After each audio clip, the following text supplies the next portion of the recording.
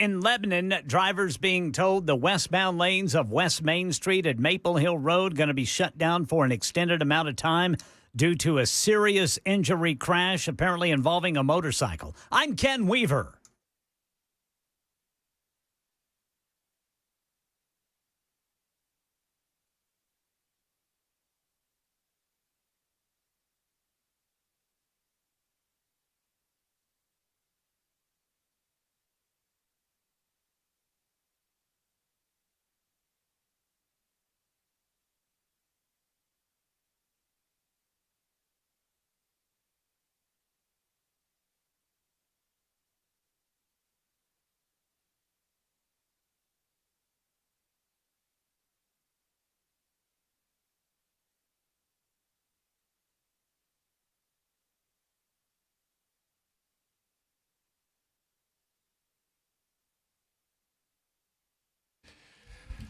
Hello, boys and girls. Welcome in, kids. It's about 7 minutes after 3 o'clock. My name is Matt Murphy. Conveniently, this is the Matt Murphy Radio Show, Super Talk 99.7 WTN. Happy Tuesday to you. It is the final day, 30 day. That's right, 30 days have September, April, June, and November. All the rest have 31, except for stupid February, is how the saying goes. It is Tuesday, September 30th, 2025. You probably knew that by now. It's episode 895 of our gatherings together, and you can hear us on a lot of places, and I'll tell you about those places coming up in just a moment. We love to engage you, to participate in a conversation, if you so desire. 615-737-9986. 615-737-9986. Yes, I know he's up there. I've got him over here on mine, so we can, once we put that together, we can go ahead and we can pull him up. Oh, there it is. Thank you there. Let me introduce the players of the show before we get into the players in the White House. Donald Trump is speaking from the Oval Office as we speak, and we're going to jip that. That is Join in Progress coming up in mere seconds after we introduce you to Ken Weaver. He delivers news headlines twice an hour and when it breaks. Hello, Mr. Weaver. How about you, boys? What's going on? Nothing much. There's Jackson Williams. We call him Action Jackson, Reaction Jackson, J. Willie, Y2J. He has other nicknames, but we don't have the time. Hello, Jackson. What's up, bud? Are we laser focused or what? I don't think either one of us are, and I think that's going to be a problem from 3 to 7. I got this. I feel laser focused. I'm looking at my screen here. It says, please wait until a meeting host brings you into the call. So I'm just waiting on you to bring me into the call. And then we're going to bring Donald Trump in on the screen. He's going to be right here. Yeah, he's going to be right there beside you. Right. He's going to be right here beside me when we do all of that. That shoulder movement's getting a lot better, Thank bud. you. Oh, man, I went through PT this morning, and Abigail the Abuser, who is scheduled now to be on the show next Friday, Abigail the Abuser, my physical therapist out at AOS, that's Advanced Orthopedic and Spine. If you're out there in Mount Juliet, go by and tell Abigail the Abuser that she's mean. But anyway, yeah, she put me through my paces. We did some new exercises where you have these rubber bands, and you put them around your wrists, and then you have to spread your wrists and put them against the wall, and then you have to do this. And it hurts. That's all I can tell you. It hurts. So what was I going? Gosh darn it. Oh, real quick before we get to President Trump in the Oval Office. So I just want to let you guys know we're one big family. And I just want to make sure for those of you who are anticipating, because I don't know that I mentioned it yesterday. I think I might have mentioned it yesterday. And this is nobody's fault, but I just want you to understand it and to explain it to you. We at Super Talk 99.7 WTN have a huge signal. We have an incredible, for what it's worth, influence in this community in as much as we try to bring you news, information as best we can, opinion, of course. And we do that throughout the course of the broadcast day, from Dan Mandis in Nashville's Morning News to Chris Hand to Chad Benson to Matt Murphy. And I think I mentioned this yesterday. We've got Senator Blackburn coming on today at 5 o'clock, and we had Matt Van Epps scheduled to be on at 4. Matt Van Epps was on with Dan this morning. They called in, and we had and this has, and I love Dan, and we love, having guests on and talking to newsmakers and talking to them about issues that matter to you. But when Matt Van Epps called into Dan's show this morning, I called Matt and said, okay, we're not going to have you on this afternoon. And I don't do that for any other reason than it would be unfair to the other 10 candidates in the 7th Congressional District race to give Van Epps 2 cracks at the 100,000-watt powerhouse that is this radio station a week before that 7th Congressional District election. So that is nothing against Van Epps. I understand that he was endorsed by Governor Bill Lee. I expect that's a pretty big endorsement for him, and he wanted to get that information out as quickly as possible. Obviously, I love Mandis and love the fact that he got that scoop this morning. And so more power to Nashville's Morning News. We love those guys. Well, I'm still iffy on Joan. But otherwise, we love those guys on Nashville's Morning News. That was a joke. Nobody laughed at my. That's okay. You don't have to laugh at my jokes. So we're not going to have Van Epps today. And once again, it is all about what I feel is a responsibility to, I'm trying to play straight with the 7th Congressional District race. And I don't want to get calls because I'm out for the next 3 days. Here's the bottom line. I'm out for the next 3 days. Van Epps was on this morning. He's on here. And I don't want to get calls from Jody and Lee and Gino and Stewart and whomever saying, hey, buddy, what's up? What's the deal? We've got a week to go before the primary election. Are you going to let us on? And I have to tell them, oh, I'm out for Wednesday, Thursday, and Friday. I'm out until next Monday. I can't jam them all in on Monday. So once again, that's no disrespect to Van Epps. And obviously, I just want to reiterate, I'm not upset at Dan at all. I just want you to know if you were expecting Van Epps on at 4 o'clock, why he's not on. Now, all that to say, he was endorsed by the governor, and I expect for those who appreciate or in some form or fashion expect or need endorsements in order to make an informed decision, that might help you make an informed decision.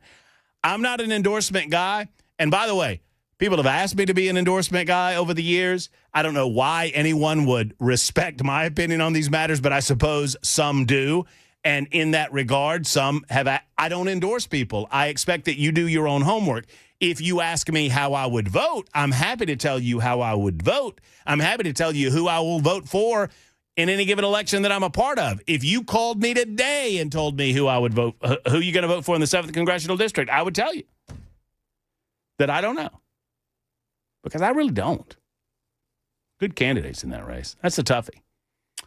But that said, there's some signposting for you at the beginning of the show. We're going to talk about the government shutdown. We're going to talk about Pete Hegseth, the Secretary of War, coming up in mere moments. Right now, the President of the United States is speaking at the White House. Let's go ahead and join that Families in progress. Every child the chance to grow up healthy and strong.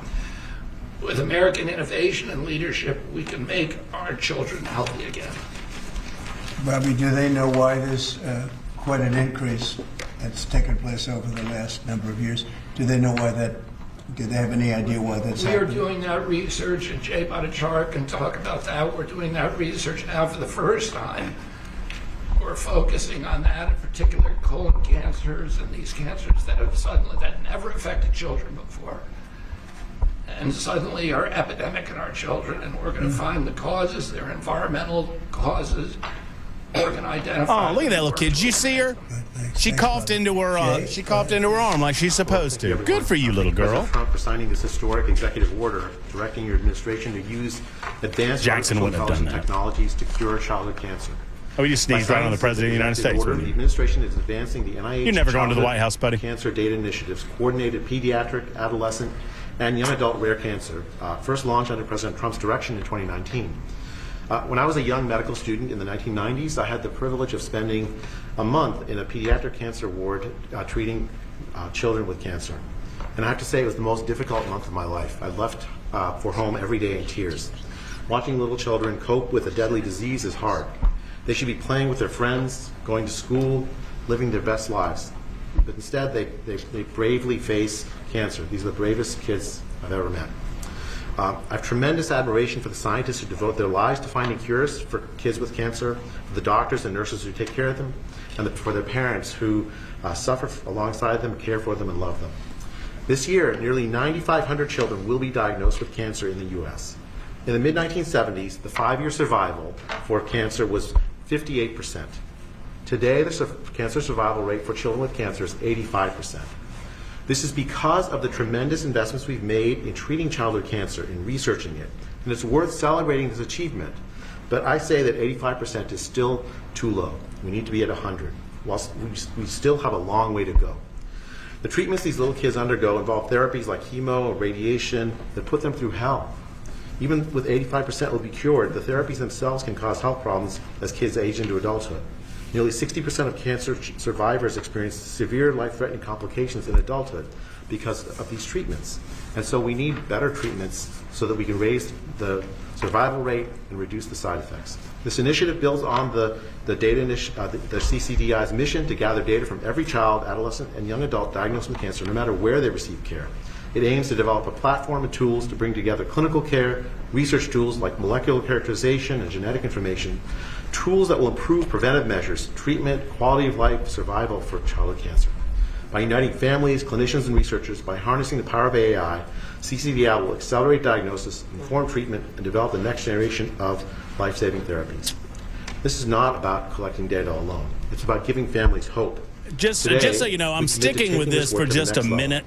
With his executive order that President Trump has signed, not because this is titillating listening to this fellow read to us, but because I'm hopeful. As a matter of fact, I'll tell you what I'm going to do. I'm going to continue to start this show. I'll keep this up in the back. You can keep it on. You can keep it on right there. We can see what's going on right there. Are my hands over his? Your hands are to the side of it. You're going to want to go more down. There you go. Now you're presenting. Okay. Anyway, it is okay. So it is like I'm anxious to hear if the president answers any questions, as we always are, because that is the most interesting and, in my opinion, vital portion of any executive order signing that the president engages in the White House, in the Oval Office. So we will keep it up in anticipation of that, and we'll continue taking it right here on Super Talk 99.7 WTN. 8695 writes in and says, Lee, I guess that means Governor Bill Lee, not Robert E. Lee. Lee is a weak follower. Back of the line waiting on Florida and Texas for 7 years. You know, I've heard this a lot since I've been here, and I admit that I was PC post-COVID. That's about the only way that I'll be PC. I was post-COVID when I came into, or at least a little post-COVID when I came into Tennessee in December of 2021. But Bill Lee, I hear a lot from people who listen to this radio station that they hate Bill Lee, just absolutely hate him. And I've never understood, outside of some of the tough decisions, I understand that's a big piece of it, the COVID piece, but I have not necessarily understood why. Well, 8695 says he's a follower, back of the line waiting on Florida and Texas. And I responded by saying, look, and I'll just elaborate a little bit on my response. I'm not cheerleading for Bill Lee. I have no reason to cheerlead for Bill Lee. Bill Lee will not be the governor come a year and a half, 2 years from now. So I have no reason to suck up to anybody, really. My question is, who's he behind? I mean, you can suggest that maybe he is a little behind DeSantis on some of the issues or a little behind Texas on some of the issues. But tell me all these other states that you would rather be than Tennessee when it comes to conservative governance and policy. Now, I understand that there are a few matters that conservatives will tell me when I get out and about that they want to handle, to include true constitutional carry, which is instead of providing affirmative defense in criminal cases, you are able to use the Second Amendment as your affirmative defense before getting to that point. I understand that. And surely I would love to see the General Assembly deal with what is a technical aspect of constitutional carry, but a very important aspect of constitutional carry nonetheless. I agree 100% that the legislative body and the governor have not handled that efficiently or appropriately. But other than that, and the response I got was Mississippi? You want to be Mississippi? Mississippi? Dude, have you been to Mississippi? Let me tell you something. The trees lean toward Mississippi. Do you know why? Because Mississippi sucks. The birds won't even fly. Oh, what's the old saying? The birds fly upside down in Mississippi. Do you know why the birds fly upside down in Mississippi, Jackson? No. Because there's nothing worth poop in Mississippi. Especially not in football. Except maybe Biloxi. Biloxi's pretty nice. Ooh, Biloxi. And the Beau Rivage, which was Jefferson Davis's home. And the Beau Rivage. Anything that begins with a bow, I'm for. Other than that, screw it. Jackson, all of it. Not you, You just felt like saying my name. It's okay. You're named after the suckiest state capital in America. That's their capital? Jackson's their capital, yes, sir. Oh, that's tough. I'm almost positive that's the case. I'm 95% sure that's the case. I'm going to go ahead and need you to fact check me on that to make sure that's there. I mean, what else is it going to be? Oxford? No. Starkville? No. Biloxi? No. You were Jackson? correct, sir. Yes. I think I could do all 50. I used to could do all 50. Anyway, so we're watching the president. Let's see what's going on. Saved the lives of some of the children that I'm looking at right now. Those beautiful faces. Okay, I'll tell you what we'll do. We're going to take a quick time out. We'll come back. When we do, perhaps we'll get back to the President of the United States of America as he begins to answer questions from the Oval Office. Excited about it. Oh, Dr. Oz is up there answering a few questions. That's nice. 22 after the hour. Super Talk 99.7 WTN.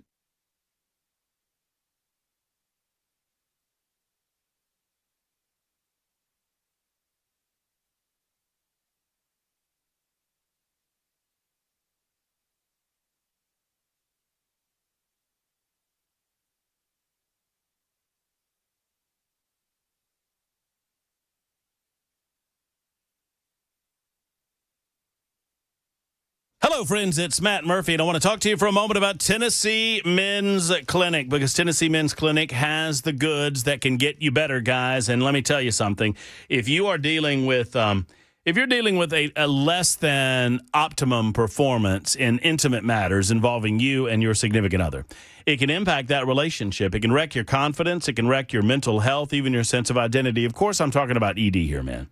There's good news, though. There's real help. Since 2014, Tennessee Men's Clinic has helped thousands of men get back to feeling themselves, first in Midtown, even before it was called Midtown, then in Cool Springs, and now in Clarksville. No matter where you are in Middle Tennessee, expert care is close by. These are not cookie-cutter treatments. Tennessee Men's Clinic is urology-based and staffed with licensed providers who specialize in men's health and primarily in men's sexual health. They use proven treatments tailored to your specific situation, and no one-size-fits-all cookie-cutter approach that you might get online somewhere. Don't trust those online sites. Trust Tennessee Men's Clinic. They will find the treatment that's right for you, and they will get you, back into the ball game, men. 615-208-9090. Your initial appointment is only $99. Includes a full medical consultation, blood work, and, if advised, a test dose right in the office. 615-208-9090 or online at TennesseeMen'sClinic.com.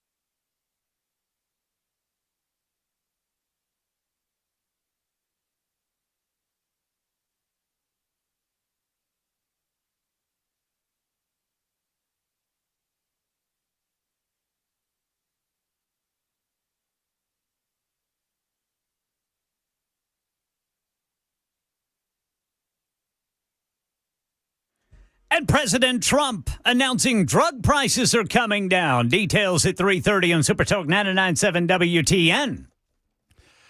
Y'all check us out on social media at Matt Murphy Show. That's my Twitter handle. That's also my Facebook page. You can find me at Matt Murphy Show or Matt Murphy. Either one of those work. I'm also on the Instagram, Matt Murphy Show. And that's about it.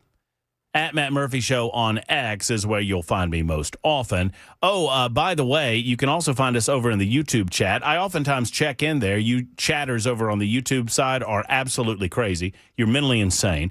By the way, if you go over to YouTube, Facebook, Twitter, Twitch, or Rumble, please do us a favor and like and subscribe. It's my understanding that Ken Weaver, on the last day of the month, normally we get a new rate card on what it costs you to like and subscribe over there. Ken, what's the amount that it's going to cost people to give us the old thumbs up, like, subscribe on YouTube, Facebook, Twitter, Twitch, Rumble? Absolutely nothing. Nothing. Nothing. A moment of your time. A moment of your time. That's all we ask. And yes, to answer your question, I did, as my grandpa used to say, I got my ears lowered today.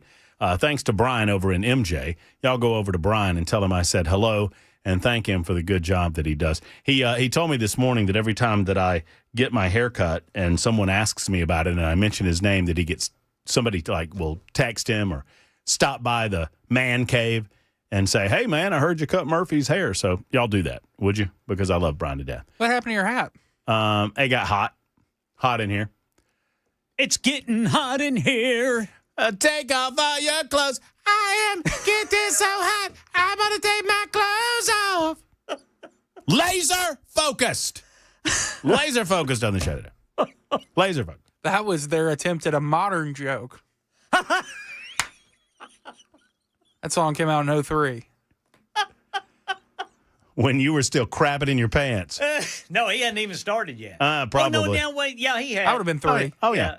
Oh yeah, yeah. I was a quick learner though. Well, so. but honestly, Jackson, that's not a really good insult because I got good money on the fact that you're still crapping in your pants.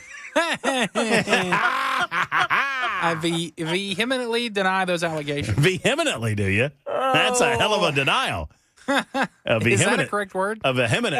I would say vehemently. Vehemently. I would not say vehemently. Vietnamese? I mean, you say what you want, man. I Vietnamese deny that allegation. Yep, good for you. Now you're bringing ethnicity into it. I don't culturally appropriating someone's denial. I don't know that that's good either. One way or the other, you can see the fetching haircut over on the YouTube TV and the Talk TV on YouTube, Facebook, Twitter, Twitch, and Rumble. So we'll get at the... that you can lift Let's see. by what you're doing. I've often President said of the United States. Trump could cure cancer, White House. and people would still criticize him. And it's true. What is your message to America that this potentially could bring us all together, get us on the same page, and have unity? And I'd like to see if some of the kids or the parents have what it means to you to see President Trump get involved with this. Well, we've made tremendous strides in cancer research, far more than anyone has done. And we have the greatest minds, the greatest people working on it. And childhood, they call it childhood cancer. It's a very specific thing. And we've really made a lot of progress. I think something that's going to allow us to make a lot of progress is the money we're saving on pharmaceuticals. We'll be saving 500, 600, 1,000%. Nobody's ever heard of that. I told the story, you were here before, that when I was in the previous administration, my first term, I was so proud of myself because I'm the first president in 28 years that cut drug prices from beginning to end. So they went down. I think. All right, we've got to take a time out. We'll get to the news. We'll continue monitoring President Donald J. Trump in the White House and the Oval Office answering reporters' questions. It is 3:30 on Super Talk.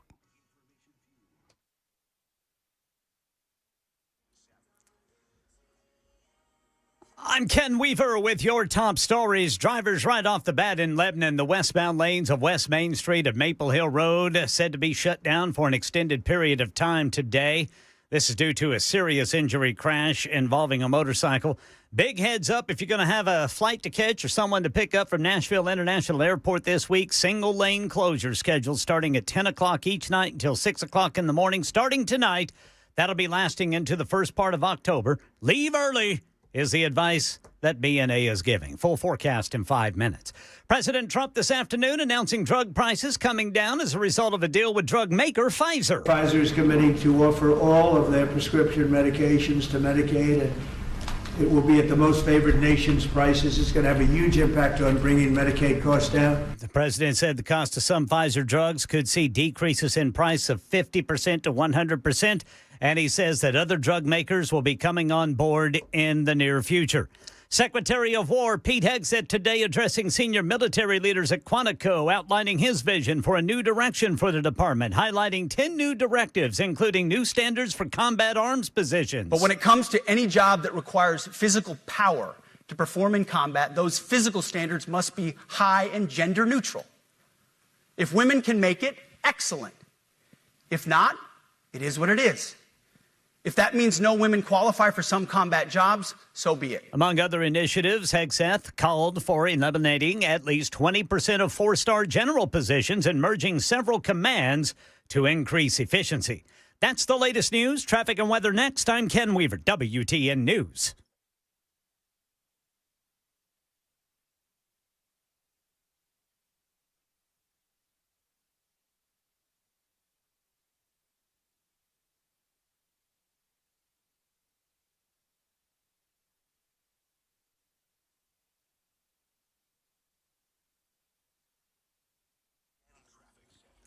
All right, Whites Creek still got that disabled vehicle, but it's off on the shoulder now. Briley Parkway eastbound near Brick Church Pike. Belmont area got a crash on the left shoulder, 440 eastbound before Hillsborough Pike. Then in South Nashville, left shoulder blocked by a crash, 24 westbound at Murfreesboro Pike. And then in Hermitage, a crash reported by police, Lebanon Pike at Juarez Drive. Northbound 65, you're coming to complete stops and goes on the way up to the South Loop downtown. Same goes East Loop downtown to 65. I'm Ken Weaver.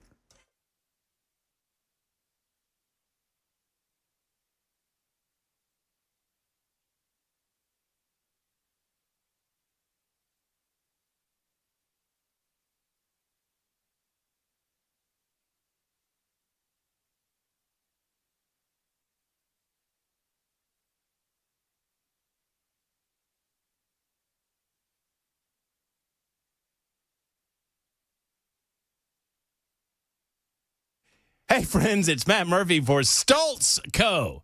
STOLTZCO.com is the website. Let me tell you about Stoltz Co.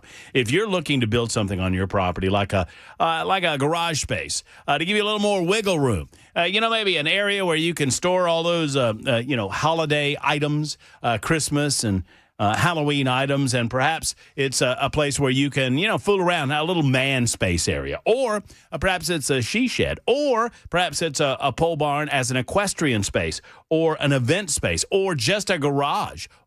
And perhaps you're looking for one of these incredible barn dominiums. Friends, the barn dominium and the ideas that go with them are absolutely endless. The possibilities are endless. As big or as small as you want to make it, they can do it at Stoltz. So customization is key when it comes to making that property and that item on your property your own. And that's what it's all about at Stoltz Co. They can customize if you want somewhere else to hang out on the weekends, or if you're looking for a future retirement home, they can get it done at Stoltz Co.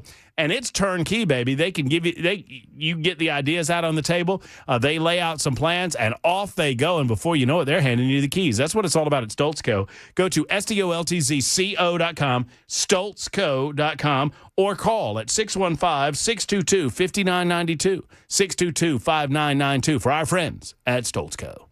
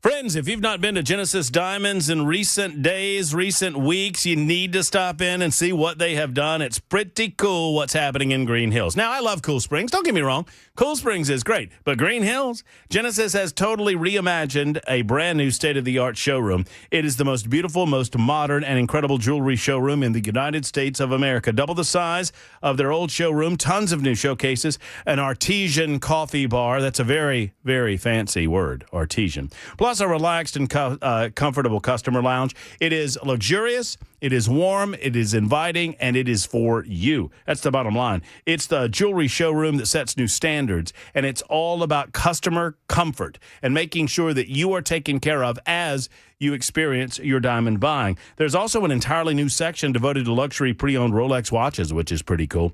Genesis now has one of the best Rolex collections in America. And I plan on, one of these days I'll buy, when Jackson Williams is doing his job at 100%, he'll get a nice pre-owned Rolex from Matt Murphy from Genesis Diamonds. That's right. 100%, Jackson. That's all I need. New showroom proves that customers come number one every step of the process at Genesis Diamonds. Check them out and pick Jackson out a nice Rolex when you go by. Don't forget, they're also open in Cool Springs, Green Hills, and Cool Springs. Genesis Diamonds, my jeweler.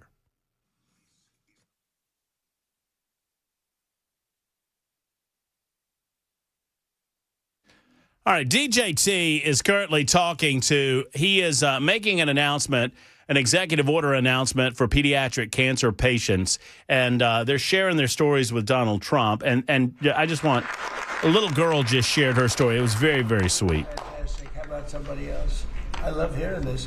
I love hearing you talk because... Oh, that little kid in the back is chomping at the bit. Thank you, Mr. President. Oh, there he goes. Well, I want to thank you all for being here. Amazing. We want to miss this. Thank you. But we're doing a lot for you. And That's a little Matt Murphy back there in the background. Going to be better very soon. I don't think you're going to need any of the help that we're giving. It's going to be for the future.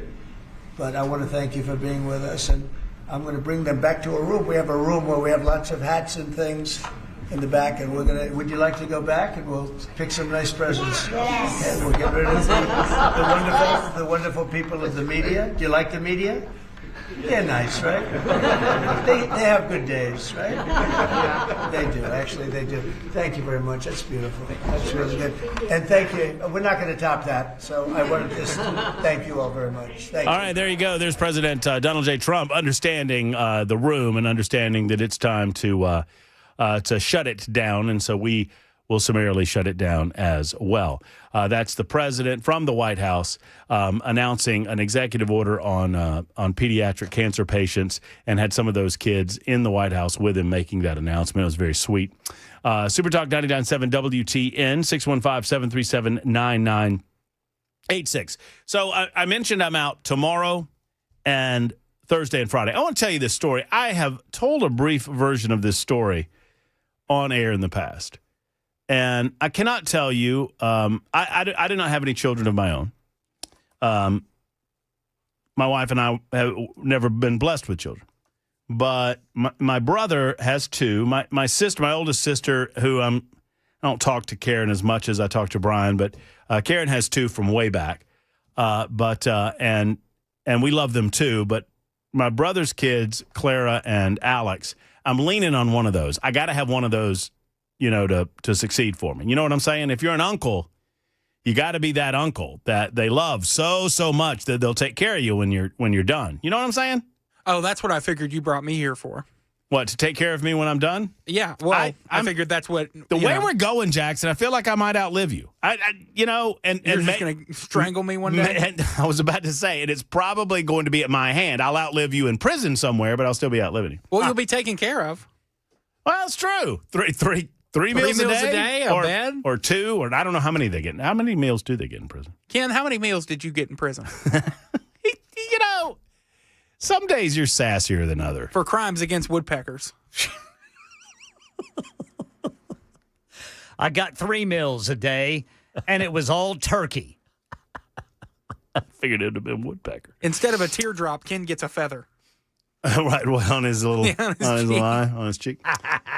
So, back to the story. So, my nephew, when he was I guess he's 19 now. So this would have been 13. So about 6 years ago, when Donald Trump was still president of the United States, he joined the junior ROTC. And y'all forgive me if I have some of these years a little bit wrong. I apologize. I've not kind of galvanized it with Alex and my brother Brian, but I think it was right around when he was 13 years old. He was in junior ROTC. And he told my brother that he wanted to go into the military when he was 13 years old. And when he was 14 years old, he wanted to go into the military. Joe Biden became, and I'm not making any of this up, folks. This is not a radio story. This is absolute truth. My brother is a Trump guy. He's a fairly political guy in as much as he pays attention. He and I talk about it quite often, and he talks about it with his children. Now, my niece, Clara, I mean, she's left of center. She's following a normal course of action, right? A normal path. The normal path is you're a little left and you swing back slowly to the center, and before you know it, you're 30 years old and you've got common sense and you would consider yourself more libertarian or conservative. We'll get to Clara. I'm not worried about her. She's brilliant. She's getting her PhD right now in school in geology. Yeah, geology. Which I advised her that she needed to go work for an oil company because I think that's where your money is.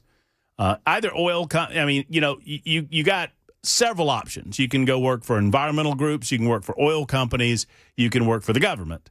Those are your three big options when it comes to geology, frankly, because everybody needs them. All three of those entities need them. Be that as it may, young Alex decided very early on that he wanted to be in the United States military, and unprodded by my brother, after about a year of Biden being in office, so this would have been around 21 to 22, when Alex was 15 to maybe 16 years of age, he told my brother that he didn't want to be in the military anymore, that he did not want to join the Army. Now, he had been saying this for 3 years, that he was intent on joining the Army, and he said, I just don't think it's for me. I don't think people appreciate the military, and I just don't get a good feeling about it. Now, this is coming from a 15-year-old. Now, if you don't think that 15-year-olds pay attention, if you don't think that 15-year-olds are aware of what's going on, I mean, the mood of the nation with regard to our United States military swung that hard that a 15-year-old was feeling it, and unprodded by my brother. My brother says, I didn't say a word to him about it. I didn't talk to him about Joe Biden. I didn't talk to him about the shambles that he brought with him in terms of Lloyd Austin and the rest of the upper brass in the United States military. But he noticed. He noticed. And he said, I don't think it's something that I want to do. Now, I don't think that Alex was ever geared toward a liberal arts college education. And frankly, many, many of you do not need a liberal arts college education either. If you're younger and you're listening to me, might I suggest you explore all of your options. It is an unfortunate thing that happened in America in the 1970s and 1980s and 1990s that we were told when we were in high school, if you weren't going to college, that you had failed. They told us that in so many words. They told us that. And if y'all are about my age, you know exactly what I'm talking about. And it's not true. My grandfather was a mechanic, a heavy equipment mechanic, all of his working life. And he was damn good at it and made a tidy living at it. My brother is a mechanic, a heavy equipment mechanic, and he makes a decent living, a good living, raises his children, takes care of his family. Not so much as his brother, but whatever. We can work on that. That's me. I'm joking. I'm the brother. You didn't get that? He takes care of his family, but not me. Never mind. It's my tone. No, we need to encourage more people to go into trades, is my point. And so when Alex decided that he did not want to be a part of the military any longer, my brother said, well, what are you thinking about? And my nephew said, I don't know, welding. So he started exploring some of the options that he had with trade schools. Becoming an electrician, becoming a welder, working with his hands, becoming a plumber, finding a trade, apprenticing through that trade, going to that trade school and then finding an apprenticeship and doing that, which we need more of in America. We need more tradesmen in America. And so it's obviously a noble pursuit if you want to go in that direction. I tell you all of this story to make sure that you know that it matters. The things that are happening in Washington, D.C., a lot of them don't matter. This government shutdown is going to matter to absolutely no one except the politicians. Ultimately, the mainstream media, they've got ready-baked stories for the next week and a half as to how the world is going to end if we don't get the government back up and running again. But if you don't think that psychologically these things trickle down, so there my nephew is, Alex, young Alex, entering his senior year in high school this past year and trying to decide what he's going to do and trying to work out the trades. And my brother and I talked about it, and Brian said, it's his decision. I understand it, and we talked about it in depth, how understandable it was considering what a shambles the United States military had become, sadly. And not the men and women, not the on-the-ground people. I'm talking about the upper brass. And sadly, a lot of the crap that they force-fed down the food chain that Pete Hegseth talked about earlier today, and I'm going to get into that in the second hour of the show. So, Alex is going to a trade school, and November happens. November 5th happens. When did the 5th? I think that's right. Was it the 7th? I think it was the 5th. Give us a fact check, Jackson. One way or the other. November happened. The election happened. Donald Trump happened again. The American people spoke. And almost instantaneously to his election, as we were preparing for his second term, we began to hear, November 5th, thank you. We began to hear about what his plans were. And by the time January rolled around, we had a pretty good understanding as to what he would be doing with regard to the Defense Department, the Pentagon, and our United States Armed Forces and all of its branches. And my nephew says to his father, my brother, I think I am going to go into the military. I think now's a good time to do it. Young Alex was, and we dissected some of the concepts, but by the time February and March rolled around, he had galvanized in his mind that that's what he was going to do. And by spring, he had taken all of the examinations and done all of the, precursor work to doing what he was going to do. And he entered the military this summer, and he will graduate basic training Thursday at Fort Leonard Wood in Missouri. I'm very proud of him. I'm very proud of this process that he's gone through. I'm proud of the young man that he's become. I'm proud that he has been called to serve his country, something that I never did. I'm proud to call him my nephew. And I'm proud, by extension, of what our military is becoming. I'm proud to bring back a level of service orientation to this nation through Donald J. Trump. Do not allow the mainstream media to tell you, do not allow them to tell you that he has been anything but a positive as our president of the United States when it comes to being our commander-in-chief. Because I know one. I know one of the positives. He lives with my brother, or at least he used to. Now he lives in Missouri, and soon he will be stationed in Oklahoma, and he will be a private in the United States Army. I'm very proud of him. That's a real-world consequence, a singular real-world consequence of what happened last November 2024. And that cascade continues.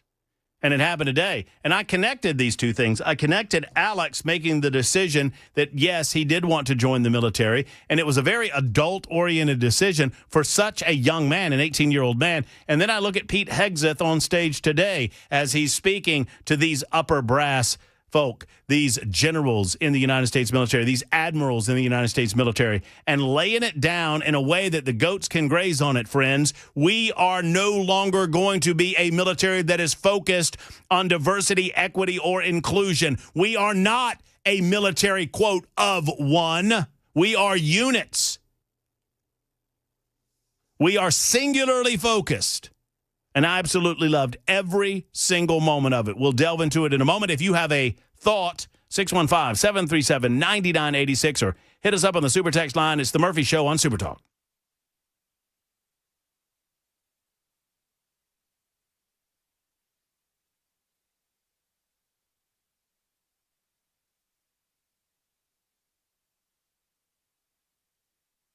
Hello, friends. Matt Murphy for Alpha and Omega.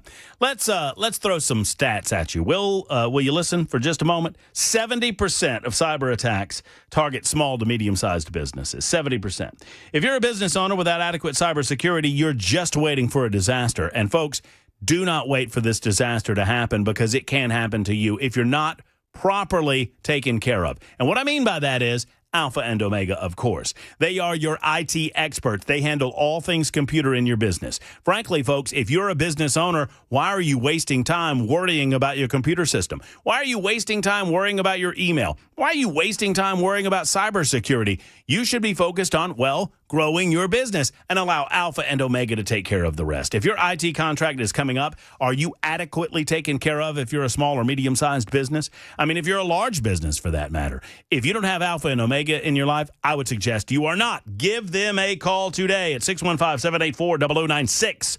784-0096. Online at A, that's Alpha, and O, that's Omega, .net. A&O.net, and tell them Matt Murphy sent you to Alpha and Omega.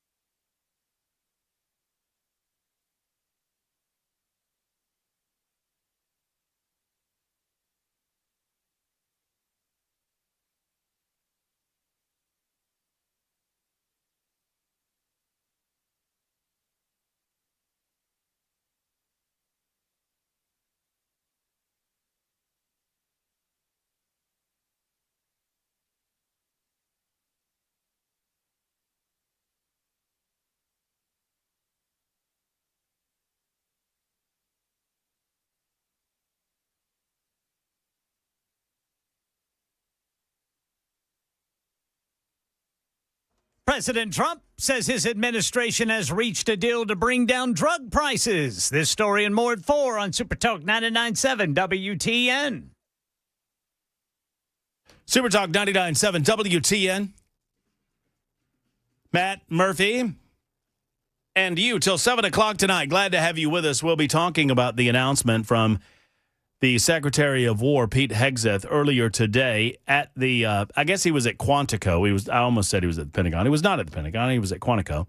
And we'll discuss that coming up in just a couple of minutes. We'll also talk about the looming, very, very, very, very super duper important government shutdown. Catastrophic. That's what they're calling it, Ken. I hear it. I hear you talking about it. I mean, what are we going to do when this government shutdown descends upon the United States of America like a ton of feathers?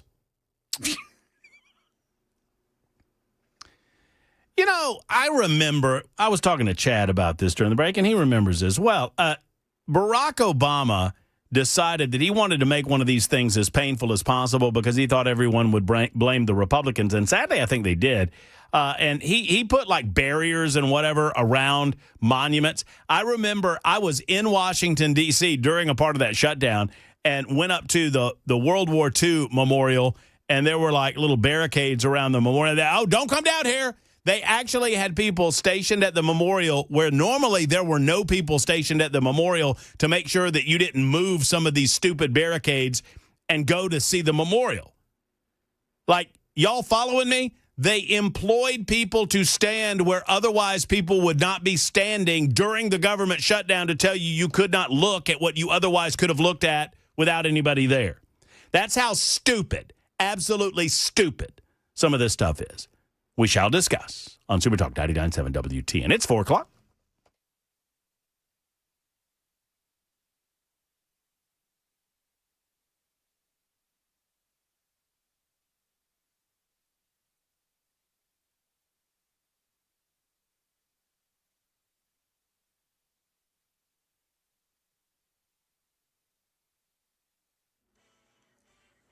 Four o'clock on the dot. I'm Ken Weaver with your top stories. Got the full forecast and traffic in 5 minutes. President Trump says his administration's reached a deal with Pfizer to bring down drug prices. Pfizer has agreed to provide some of their most popular current medications to all consumers at heavily discounted prices of anywhere between 50 and even 100%. The Trump RX website, to be unveiled by the White House, will sell certain discounted medications directly to Americans while cutting out the middleman, enabling users to compare prices from different manufacturers.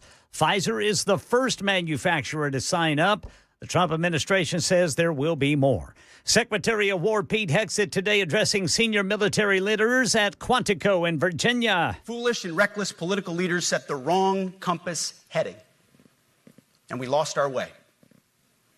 We became the woke department. Hegseth outlining his vision for a new direction. No more identity months, DEI offices, dudes in dresses. No more climate change worship.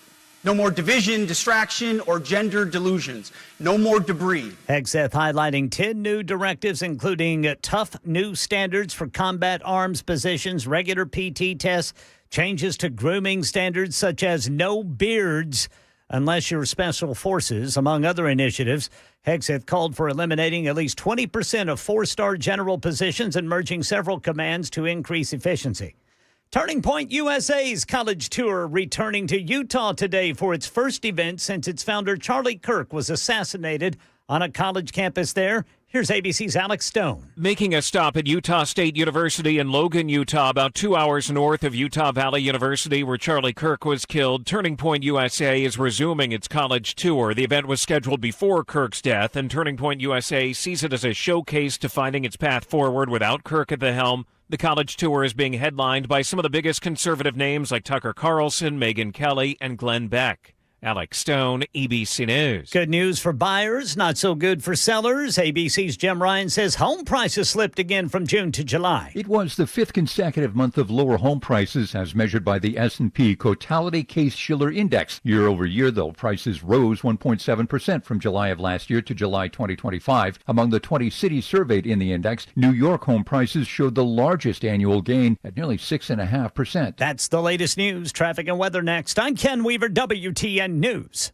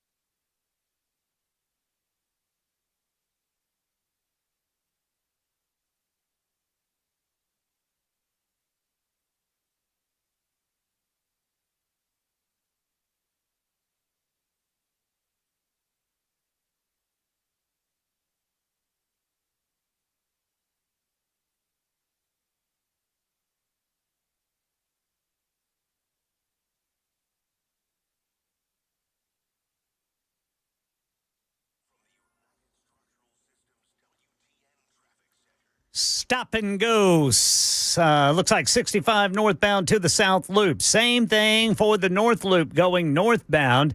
And then eastbound 24 from 40 down to 440 and beyond. We've got a crash in Madison off on the right shoulder. That's affecting 65 northbound after Old Hickory Boulevard.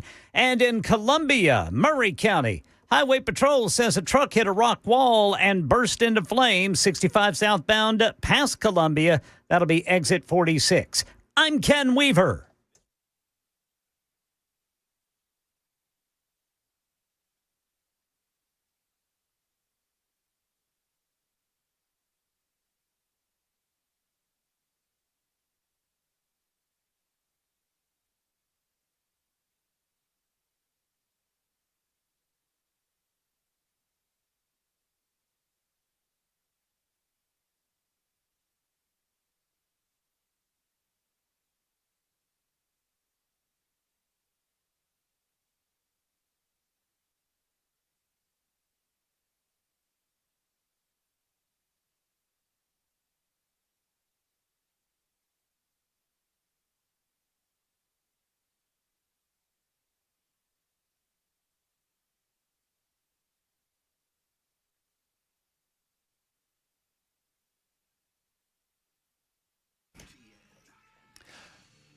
It is Super Talk 99.7 WTN. My name is Matt Murphy. It is 7 minutes, just at 7 minutes after 4 o'clock. Thank you for being with us. That is Middle Tennessee time. I mentioned that because I failed to convert from Middle Tennessee time to Eastern time, and I thought that we would have Senator Marsha Blackburn on next hour. But I am pleased to note that she's on right now on the Super Talk hotline, and we are very happy to have not only Senator Marsha Blackburn, but I get to say gubernatorial candidate, which is one of my favorite words to say, gubernatorial candidate Marsha Blackburn on the line with us as well to talk about a lot of things going on in Washington and beyond. Senator, always good to catch up with you. How are you?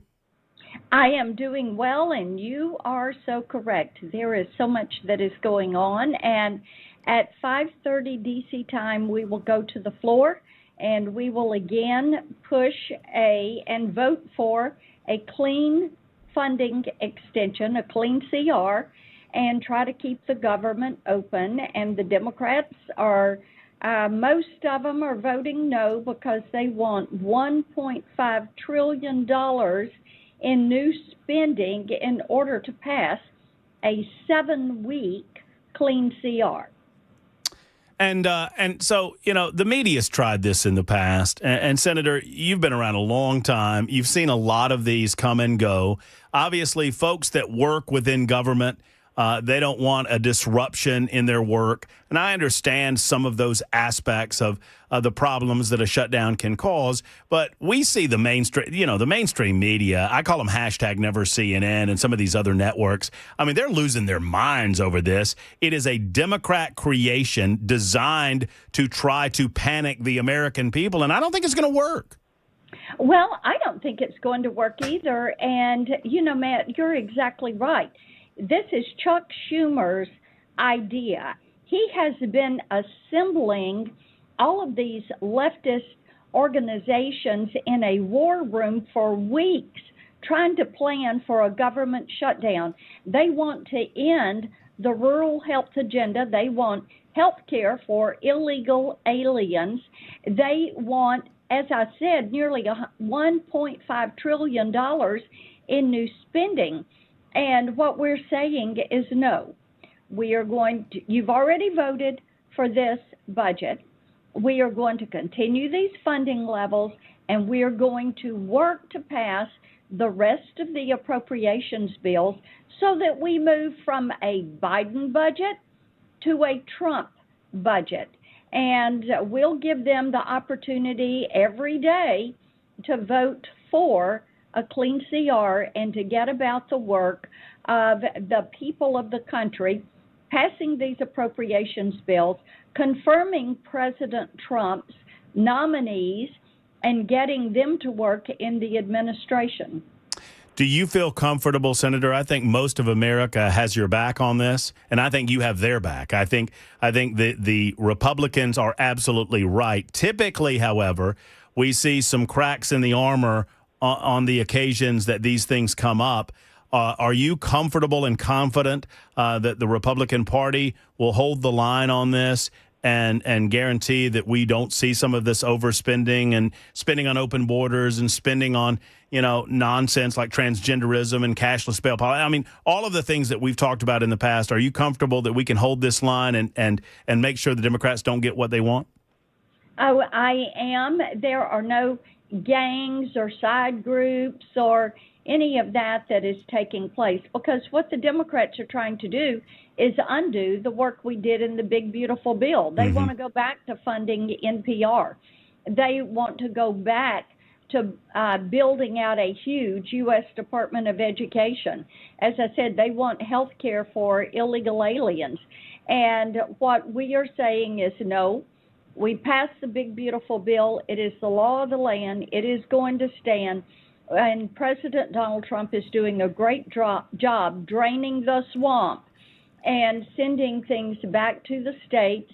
And we are not going to give them $1.5 trillion in new spending.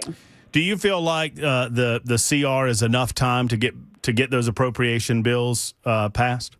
Yeah, in the Senate, we've already passed 3 of our bills, and every one of the bills is out of committee, and they are ready for action on the floor. We would be passing the next package of those this week if we weren't having to deal with the Democrats not wanting to pass the CR. Mm-hmm.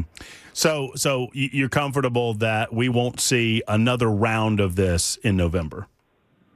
And I think that by November, we will have all of those approach bills completed, because Excellent. 3 are already done. And the thing is, many of those approach bills are bipartisan. Our CR is bipartisan. We've got a couple of Democrats that are for the clean CR. The Democrat plan on this is totally partisan. And you I think as we go through this process, Matt, you will see other Democrats who will say, look, let's continue where we are with a continuing resolution, and let's get to work on some of these other issues like the appropriations bills. If they're wanting to make changes, you do that through the appropriations process. We're speaking with Senator Marsha Blackburn on D.C. matters and a lot of other things. I want to get to the Memphis task force in just a moment. Before I do, though, we had the Secretary of War talking to his generals in Quantico, Virginia, earlier today. And I think you're so well positioned, Senator, to speak on this matter because you have been a part of what is primarily a man's world, and I don't wish it were so, but I mean that is the way that it is in American government and politics in Washington, D.C. for a long time. And I can guarantee, in knowing you the way that I do, that you never got a pass because you were a woman. Quite the contrary. However, today, Pete Hegseth specifically spoke to some of the differences between men and women and how we have to eliminate that in our United States military and have one standard for everyone and expect that everyone is going to meet that standard, eliminate things like DEI woke policies, eliminate some of these things that happened during the Biden administration that got us off of our game and, frankly, lost a little bit of focus with regard to our United States military. Speak to me about, your thoughts on what the Secretary of War had to say earlier today. And I have not been able to watch the full remarks because I was chairing a Judiciary Committee hearing on Blue City chaos, and we had State Senator Brent Taylor out of Memphis as one of the witnesses, and he spoke about some of the work Senator Haggerty and I have been doing in Memphis. Sure, that's what fair. I have seen from what Secretary Hegseth had to say was, we have a standard. The standard will be met, whether you're male or female, regardless of any other differences. We will have a standard and push a standard. And what he is doing is getting rid of the woke, getting rid of the DEI, getting rid of some of these considerations that were there for ESG and issues of that nature. What he is trying to do is to restore the warrior ethos and to make certain that the commanders, and that was the audience today, know that they have the ability to require the best of people that are in front of them, that are in their battalion, in their platoon, in their regiment. And what they want is to have that striving for excellence, the best of the best. And we are so grateful to our men and women in uniform, and having worked with Secretary Hegseth on issues and some of the military assets that we have in Tennessee, I know he wants us to return to building that fighting force that is going to be capable of executing the mission as that mission is laid forth for those troops. And I fully support the work that they are doing in rebuilding the U.S. military. You know, Matt, I love the fact that our recruiting numbers are the best they have been in years. And to know that by August, the Army had already hit their recruiting numbers, knowing that participation in the National Guard is up. The National Guard is incredibly important in our state, and we are constantly working to increase opportunities for assets for our Guard in Tennessee. So, yes, knowing that we are going to restore that warrior ethos, I think is a good thing for our country. In the few minutes that we have left, Senator, first, Memphis and the task force over there. Obviously, the governor working with the president, and I know you're intimately familiar with some of the goings-on that happened there to get some federal resources into Memphis, Tennessee to help alleviate some of the crime issues over there. How's it going? It is going great. The Cash Patel and the FBI ran that Operation Viper from mid-July to mid-September, and they apprehended over 500 gang members. They've received already over 120 indictments, and we have 13 federal agencies and state agencies that are now supporting the Memphis Police Department. They are down 500 police officers. So having these assets of the ATF, the DEA, Homeland Security, DOJ, FBI, U.S. Marshals, TBI, Tennessee Highway Patrol, and National Guard in Memphis to support the chief and the police department there so they can continue to apprehend these gangs, to get them to court, making certain we get them off the streets, get them locked up, and make Memphis safe again. That is our goal, and that work is going really very well, and it is a historic effort that is being made. And as you know, Matt, when Kash Patel came to see me, before he came to us at Judiciary Committee for his confirmation hearing, the first thing I did was hand him the crime stats on Memphis, Tennessee. And he couldn't believe Memphis was per capita the most dangerous city in the country. He has been true to his word, as has President Trump. We are ever so grateful. Senator Haggerty and I have worked very diligently on this. We have those resources going into Memphis, and we're grateful for the attention that it's received. I know you're very short on time. If you have a second to talk about Immigration and Customs Enforcement, obviously we had the shooting in Dallas. We have a couple of other shootings that have occurred just in the past several days. And obviously every single one of them is tragic, the one at the Mormon Church. But specifically on the Immigration and Customs Enforcement front in Dallas, Texas, is there anything else we can do from a government standpoint, from a citizen standpoint, to help protect those that are doing the hard work of rooting out some of these criminal aliens out of our midst?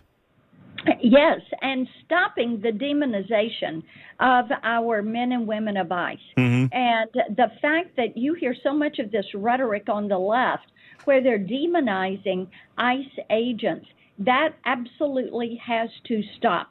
And also this doxing of the ICE agents. I have legislation, the Protecting Law Enforcement from Doxing Act, that would make this a felony offense to dox our federal law enforcement. Right now, they are not covered unless they are working undercover. So this would make the doxing a felony offense even when they're out doing their routine job. We have to protect our federal law enforcement and our ICE agents, and we are pushing to get our bill across the finish line. Senator, I know you've got to get back on the floor. Best of luck this evening as we attempt to avoid a shutdown in the face of Democrats that don't seem to want to do that. But I know you'll do your dead level best for the state of Tennessee and for the United States of America. We appreciate your time today. Will. Yeah. Thank you. All Bye right. now. Take care. There's Marsha Blackburn joining us for a few moments, 21 after the hour. It is Super Talk 99.7 WTN.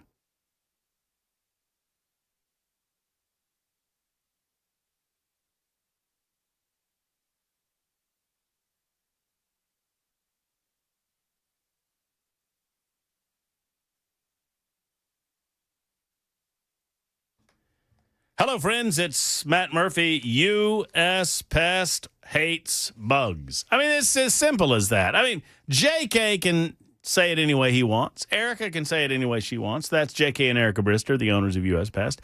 When you call, say, hey, Murphy said y'all hate bugs. Y'all hate bugs? They do. Full-service pest control is there to eliminate the bugs out of your life. Termite protection is there to eliminate the bugs out of your life. Crawl space service also there to eliminate the bugs out of your life. I imagine that J.K. and Erica would be just fine if the bugs just went off into the wilderness and lived on their own for the rest of their lives. But the sad thing is they want what's yours. They're little communists. They want to come inside your house, enjoy your warmth during the fall and the winter months. They want to enjoy your food, take what's yours, make new bugs in the walls, and then and have happy time. I mean, that's what they want. and U.S. Pest prevents all of these things from happening in your home. Get protected on a monthly basis with U.S. Pest. Go to uspest.com to find out more. I mean, all of these bugs, stink bugs and spiders and roaches and silverfish and all the rest can be prevented through protection with U.S. Pest. 590-1260. That's 590-1260 or online at uspest.com.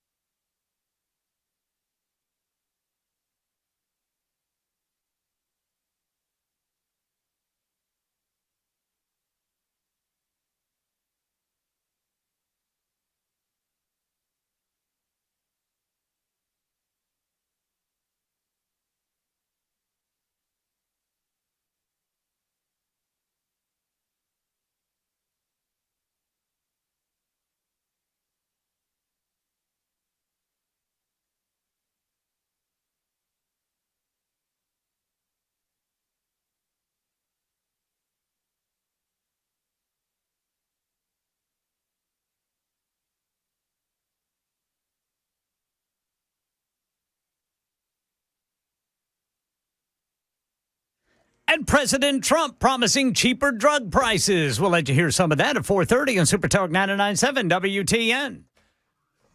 Hi, friends. Matt Murphy and the Matt Murphy Radio Show continues. Super Talk 99.7 WTN. A number of things to say about Pete Hegseth coming up in a moment. 26 after the hour. Finishing up a conversation, good 15 minutes with Senator Marsha Blackburn. She's set to get back on the floor. It's almost 5:30 Eastern time. It's almost 4:30 Middle Tennessee time. She's set to get back on the floor and attempt to keep the government open as the Democrats' effort to shut it down. How's Marsha with you on the phone? Is she nice to you, Very Jackson? lovely. Yeah, you like Marsha? Very lovely. You think she's a good person? Yes. Oh, see, I try to ask. It's all about how we treat the little people around here. I know that she's going to treat me nice, but it's all about how she treats the little folks, like you, Jackson. Huh? It's people, little people like you that make all the difference. I've always been described as a little person. You know where that's from there, Jackson? Some movie. Yeah, that I'll probably have to watch some soon. movie. Christmas Vacation. Oh, I've seen that. Remember when they kidnap him and then he realizes what he's done? It's people. I miss little people like you. I miss a lot of the end of that movie because I'm still laughing from his rant. His rant's where good. he grabs the. Where's the Tylenol? Yeah. Yeah. I know. It's an epic rant. Epic. It is one of my favorite movie rants of all time. He says nasty words in that rant. He does. You got to watch yourself around that. You got to watch the kids. Little pictures. Don't let them watch that part of the show. He says some nasty things if you're watching it on cable talk. But it's not the same. No, if you're watching it on TV where they bleep him and they... So we watched it on cable television one year as a family, and the next year my dad Amazoned the DVD so we could watch the unleaded version. What? Oh, I mean, wait. He wanted to watch the PG No, version? we wanted to watch the real version. We watched it on cable one year. Uh-huh. And it was like, this isn't the real deal. This isn't the real So next year he ordered the, and we watched that movie every year. And y'all see, Jackson heard the curses, and Jackson turned out just... Yeah, maybe don't let your kids see it. Maybe that's not the best example.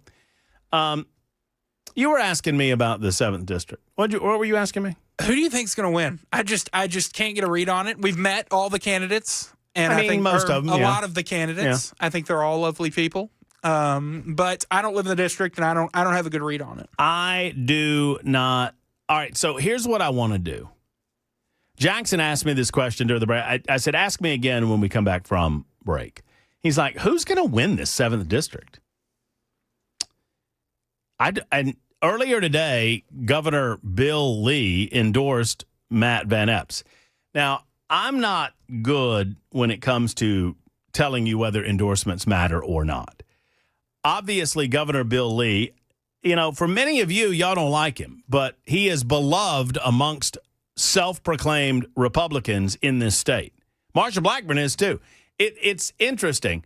If I asked you what you thought of Senator Marsha Blackburn, I would get mostly negative responses. Mostly negative responses from a mostly conservative audience. Yet, if we had a vote tomorrow on Marsha Blackburn for anything, Marsha Blackburn would get about 68% of the vote in Tennessee. So there's a little bit of a disconnect there, I think. Maybe part of it is that the most vocal individuals in any given dynamic are going to be those that are most passionate.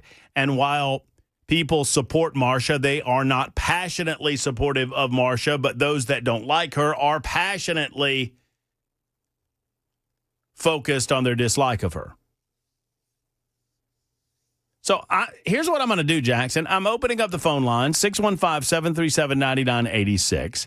And we're going to try this, and if it doesn't work, then it's going to signal to me that there's less of a turnout than I even anticipated. I don't know if this works or not. I'm asking you who you got. That is the subject, and that is the title of the next segment of the Matt Murphy Show. If you live in the 7th Congressional District, we're about to take an informal poll. Who you got? Any of the 11 Republican candidates. Don't come at me with Democrats. I don't want to hear that right now. The Democrats will work their own crap out, and they'll figure it out. And if they pick Afton Bain, they get what's coming to them. But enough about Todd Warner. What? Huh? Did somebody say something? Oh. Was that the wind? I didn't hear what that person said right at the end there. Who you got? Who you got? You got Matt Van Epps. You got Jody Barrett. You got Gino Bolso. You got Lee Reeves. You got Mason Foley. You got Stuart Parks. I would name the rest of them, but I don't know them. But I'll get the list when we come back. On Super Talk 99.7 WTN. Happening now with news right now on Super Talk 99.7 WTN. Jackson is not used to going to the news on time.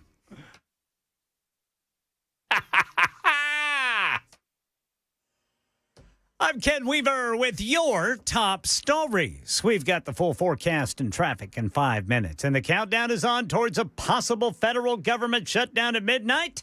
Tennessee U.S. Senator Marsha Blackburn telling WTN's Matt Murphy Show Democrats' efforts to blame Republicans are not going to work. This is Chuck Schumer's idea. He has been assembling all of these leftist organizations in a war room for weeks, trying to plan for a government shutdown. Now, Senate Democrats say they're going to continue blocking this stopgap spending bill that would avoid a government shutdown unless Republicans agree to extend expiring Obamacare subsidies and reverse recent changes to Medicaid, like work requirements for people who are able-bodied. President Trump today announced a deal that promises cheaper drug prices. Pfizer is agreeing to provide some of their most popular current medications to all consumers at heavily discounted prices of anywhere between 50 and even 100%. And that's off the price. Pfizer's just the first to sign up for it. Monday, by the way, was the deadline imposed by President Trump's executive order in May that called on drug makers to lower their prices and bring them in line with what other high-income countries pay for the same drugs. He threatened to subject these companies to steep caps on how much they can earn from Medicare if they failed to do so. Hundreds of generals and commanders in the military called to the Air Force Base in Quantico by Defense Secretary Pete Hegseth to hear about what he called a new direction for service members. One of the highlights included a new directive of physical standards that he says would be mandatory, regardless of gender. But when it comes to any job that requires physical power to perform in combat, those physical standards must be high and gender neutral. If women can make it, excellent. If not, it is what it is. If that means no women qualify for some combat jobs, so be it. That's the latest news. Traffic and weather next. I'm Ken Weaver, WTN News.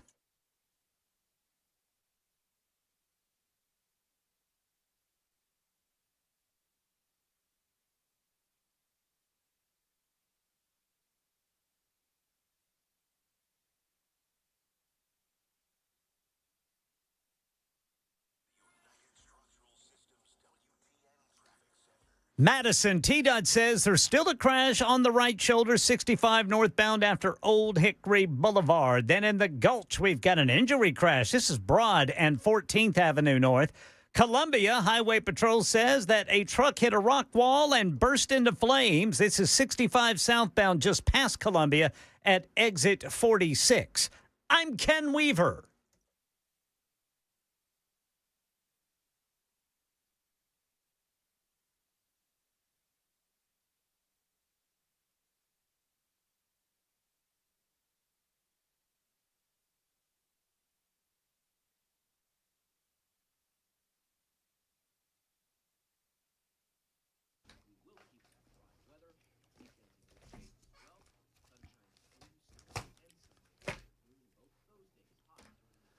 One of the marks of a good parent, they warn their kids about danger, who to trust, and what to avoid, how to make smarter choices in life. Friends, it's Matt Murphy for Eurofix. Eurofix repairs European vehicles, and Eurofix believes in warning their customers, too. As a matter of fact, in one case, Eurofix wrote a customer a $5,500 refund check.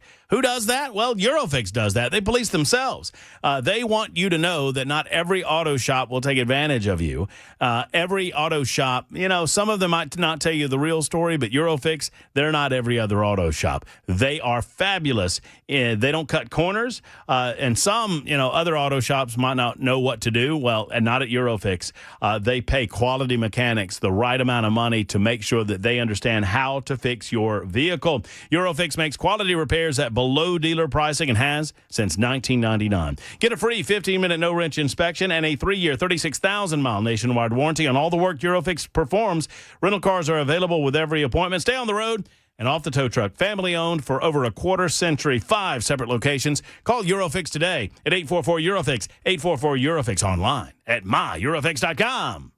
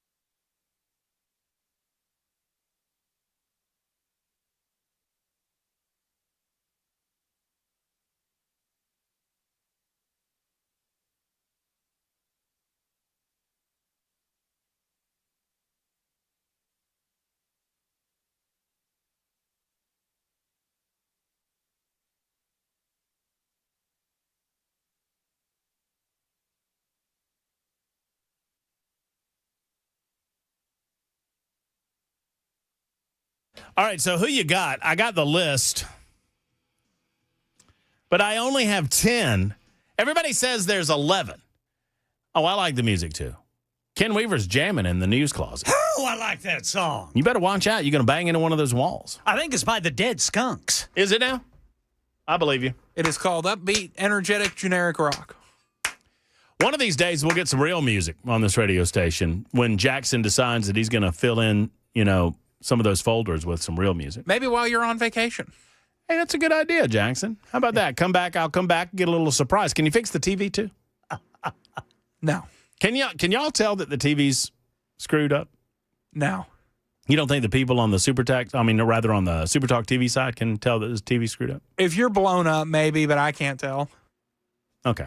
Well, that's good then. Well, then I should shut up talking about it, and nobody will know. How about that? But now everybody knows because I've said something about it.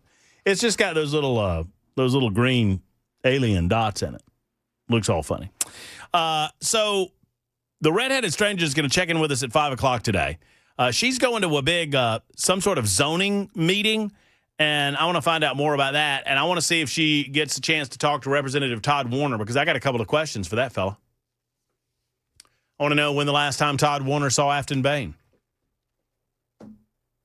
I don't know why I want to know that. I just do. I think it's fair. Don't you? I mean, didn't he say he was having a press conference yesterday? And they never had it. No, there's a meeting today about his rock thing. Yes, that zoning meeting about the rock thing. But I thought originally he was having a press conference or something yesterday. Maybe I'm wrong. Maybe I'm mistaken. I don't know. So who you got? I got 10 candidates. I can't find the 11th. If y'all know who the 11th is, you let me know after I list out these 10. But these are 10 candidates. We'll deal with the Democrats when the time comes. I have no idea who's winning that race. I am told that Vincent Dixie's doing very well in early voting. I'm also told that Afton Bain's doing quite well in early voting, too. Now, in the meantime, the Secretary of State's office has indicated that in the 7th Congressional District, and this is the reason that I bring it up, because you in the listening audience, many of you are in 5, many of you are in 6, some of you might be in 4. I don't know what district you live in. Some of you might not be in the state. But friends, if you live in the 7th Congressional District, your vote is so amplified in this special election, and I'm going to explain to you how. Because this is a 7th Congressional District of over 700,000 people. I don't know the exact number, but it's well in excess of 700,000. Jody Barrett told us that. I thought it was almost 800,000, but it's somewhere in the neighborhood of, let's say 750. Let's say 750 for the sake of argument. 750,000 people. And I predict, based on new data coming in, that the winner of the 7th Congressional District race in the Republican Party primary will get well less than 10,000 votes. Probably somewhere in the neighborhood of 7,000 votes. That means if this math works, that 1% of the 7th Congressional District is going to select your next congressman from the 7th District. 1% of the people. I'm going to say that again for effect. 1% of the people. Now, I could go off on a Murphy rant. I could put my rant pants on and tell you that it is damned shameful if that is true. But it's going to be true. Now, you, folk, are the most connected 7th Congressional District voters out there because you're listening to a show like this one. And we talk about these local issues that matter to you. And I understand that people are busy. And I understand that, you're only getting about a 50% turnout at best in just about any election. But just do the math with me now. 10 candidates. According to the Secretary of State's office, a total of 20,974 absentee and in-person early votes had been cast. And I don't know, that is of yesterday? Day before? That is of Friday? So that would have been as of Monday morning? Oh, no, wait. It gets worse. Of those, 9,795 are from Democrats. So that means that in the Republican Party, only 11,179 votes have been cast across the 14 counties that make up the 7th District through Saturday, not Friday, Saturday. Now, if you've not registered, it's too late to vote in the primary, so it's too late.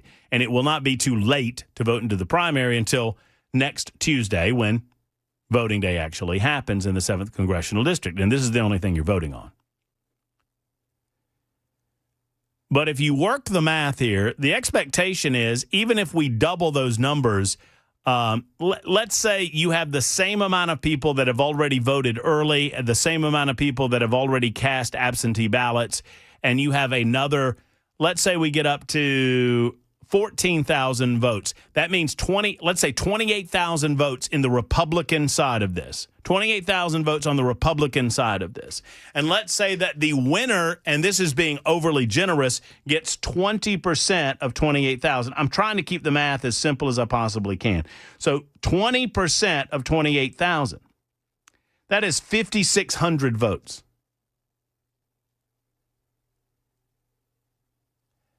And I don't think there's any doubt that the winner of the Republican primary will go on to be the next congressman for the 7th Congressional District. Now, I feel like I may sound as if I'm wagging my finger at the people right now, and I am.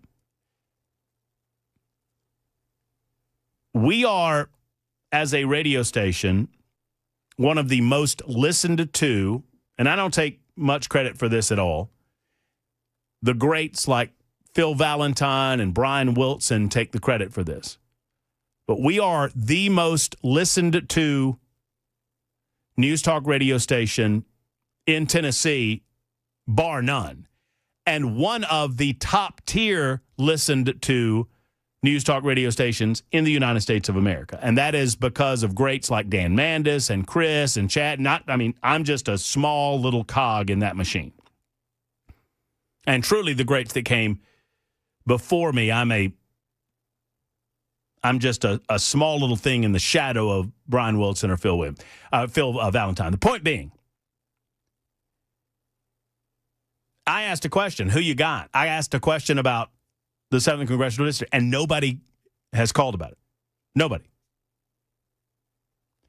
And I'm telling you that less than 1% of the population in the 7th Congressional District is going to decide this election. And for the next several years, I promise you, people will get on this radio station and moan and complain and bitch about government. And I'm sorry to be nasty about it.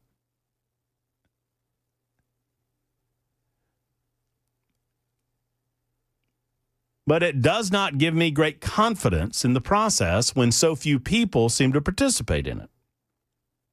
And sometimes I get up on my high horse. Maybe that's not for the betterment of the show, and maybe that's not for the betterment of the state, but I got to tell you what I'm feeling at any given moment. Now, many of you have thought about it and have commented on the Super Talk line. Voting for Barrett? Oh, 6766 says, greats like Dan Mandis. What? That's funny. Here are the 10 that I've got in the Republican Party, and I don't know who the 11th was, but I'm not seeing this on Ballotpedia. In order, in alphabetical order, Jody Barrett, Gino Bolso, Stuart Cooper, Adolph Dagan, who, by the way, nobody can find this guy. This Adolph Dagan guy, nobody knows anything about him. Nobody knows any information about him. Nobody knows even if he's a him. But in the race is Adolph. So Jody Barrett, Gino Bolso, Stuart Cooper, Adolph Dagan, Mason Foley, Jason Knight, Joe Lures, I want to say that I'm pronouncing that correctly, Stuart Parks, Lee Reeves, and Matt Van Epps. Those are your candidates for the 7th Congressional District. And one of them will receive less than 1% of the population's vote in the 7th Congressional District, and they'll win election. based on that 1%. Who's it going to be? I have no idea. I have no idea. 0178 says, call me stupid. I threw my vote away and voted for that guy you had on there yesterday, Mason Foley. I don't think that any heartfelt vote is a throwaway vote. I disagree with, I understand what you're saying, 0178, but listen, there was a time where I would go after people that, quote unquote, didn't have a chance of winning. We need more of those people in American politics today, not fewer. We need more people that have a belief in themselves, not less. We need more people that are citizen politicians, are citizen statesmen, not career politicians or career statesmen. And I understand that a lot of people have been up there a long time and they seem to be good people. And, Marsha Blackburn, for example, she served in state government. She served in the House of Representatives. She's now serving as a senator and wants to serve as a governor. And that is, by definition, a career politician. That doesn't mean that Marsha Blackburn's a bad person. She keeps getting elected is what it means.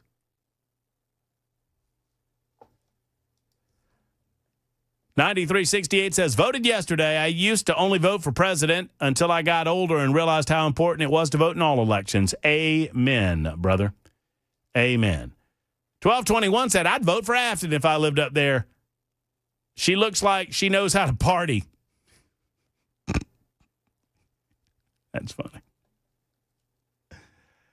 I'm leaning toward Matthew Foley, specifically because of that one interview yesterday. Mason Foley. 2565. Several of you saying you voted for Jody Barrett. Several of you saying you voted for Foley. Several of you frustrated on the lack of voting. And some of you saying you're still undecided, which is all good.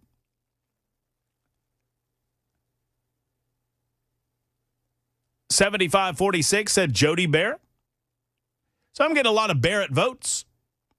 I think that Jody is probably, if I put money on it and I'm not putting money on it, I would suggest that Jody Barrett is probably the front runner right now, considering the long knives, if you will, are out for Jody Barrett with a lot of these attack ads that could boomerang on some of the individuals that are attacking him. There's only so much of Jody Barrett that we can hear without people going, what's the deal? Why is everybody coming after this guy? Maybe there's something to him.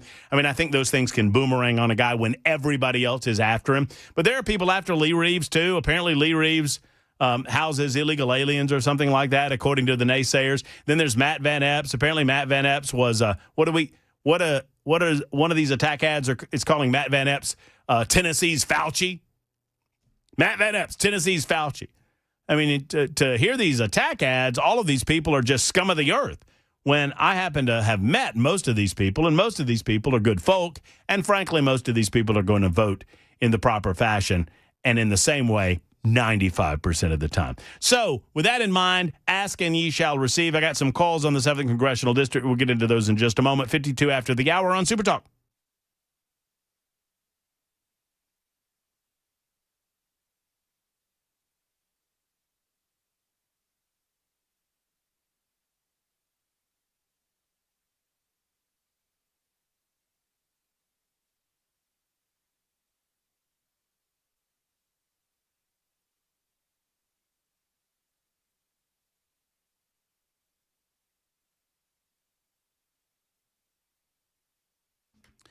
Hello, friends. Matt Murphy for Efficient Heating and Cooling. Jeff Eddy is the master planner when it comes to efficient heating and cooling. And he has plans for your maintenance of your heater before you turn it on in earnest.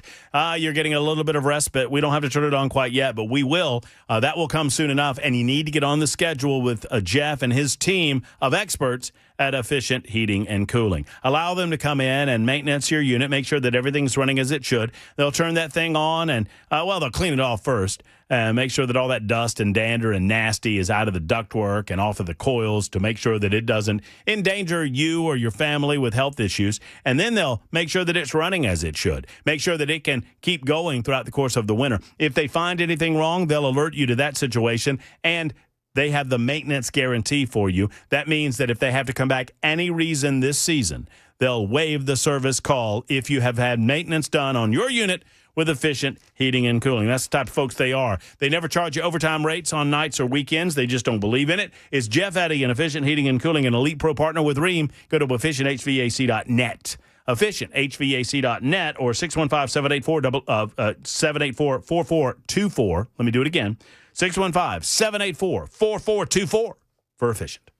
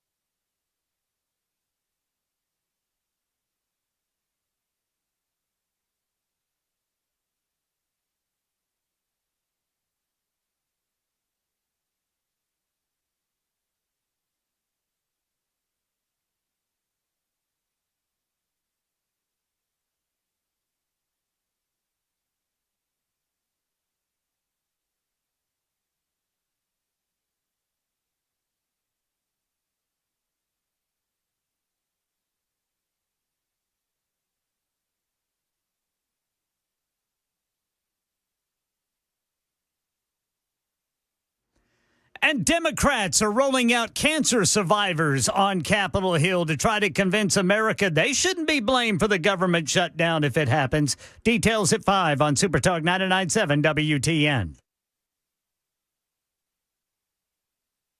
Super Talk 99.7 WTN. Thank you for being around. Several of you have asked this question, and just because you have, I will answer it. My nephew will be stationed after graduation from basic in Missouri. He will go to Fort Sill, Oklahoma, and he is 14U, which is air defense, artillery. He is very interested in being a part of the Golden Dome effort here in the United States of America, which is pretty cool. So 14U is that general distinction, and then once they figure out certain technical areas of expertise, then that will apparently move on to other things that I'm not familiar with. But that's the answer to that question on Super Talk 99.7 WT, and a lot of people are responding now that I've wagged my finger. I just get, I get frustrated with our participation sometimes. I get frustrated with the amount of complaining that we're willing to do without a certain level of action. And I'm not talking about you. I mean, you're the choir, right? If I'm the preacher, you're the choir, and I need the choir here every Sunday morning. And, if you start condemning the choir to hell, before you know it, you come in on a Sunday morning and you don't have a choir anymore. That's not what I'm doing. I do feel like a minuscule portion of the population select so much of our representation. 0180 writes in and says, I'll try not to listen to the radio every day anymore. Okay. Therefore, I'm a little out of the loop on the elections that are coming up, and I don't even know if I'm in the 7th District. I live in Mount Juliet like yourself, Matt. Would it be too much of a stupid question to ask if I live in the 7th District or not? No, it's not I do not live in the 7th Congressional District in Mount Juliet. I live in the 5th Congressional District in Mount Juliet. I think Mount Juliet is a combination of 5 and 6. I do not believe that 7 gets near there. I think 7's on the other side, if my map memory serves me correctly. 7's more on the west and north side of the city. And I think 6 and 5 come together around MJ. So we're collecting some of these. Votes, and we'll get to them in a moment. Right now, we'll get to Ken Weaver's Newscast on Super Talk 99.7 WTN 615-737-9986. Stand by.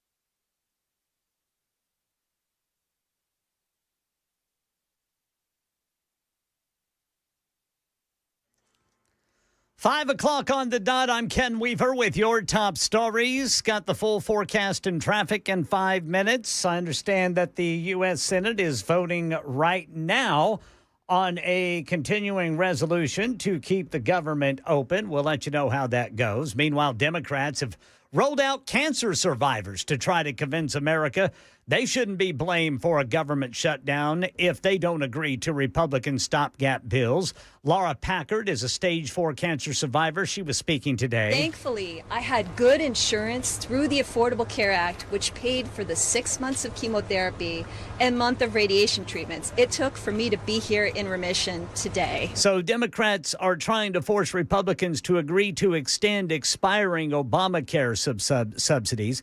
And they want Republicans to reverse recent changes to Medicaid, like work requirements for people who are able-bodied.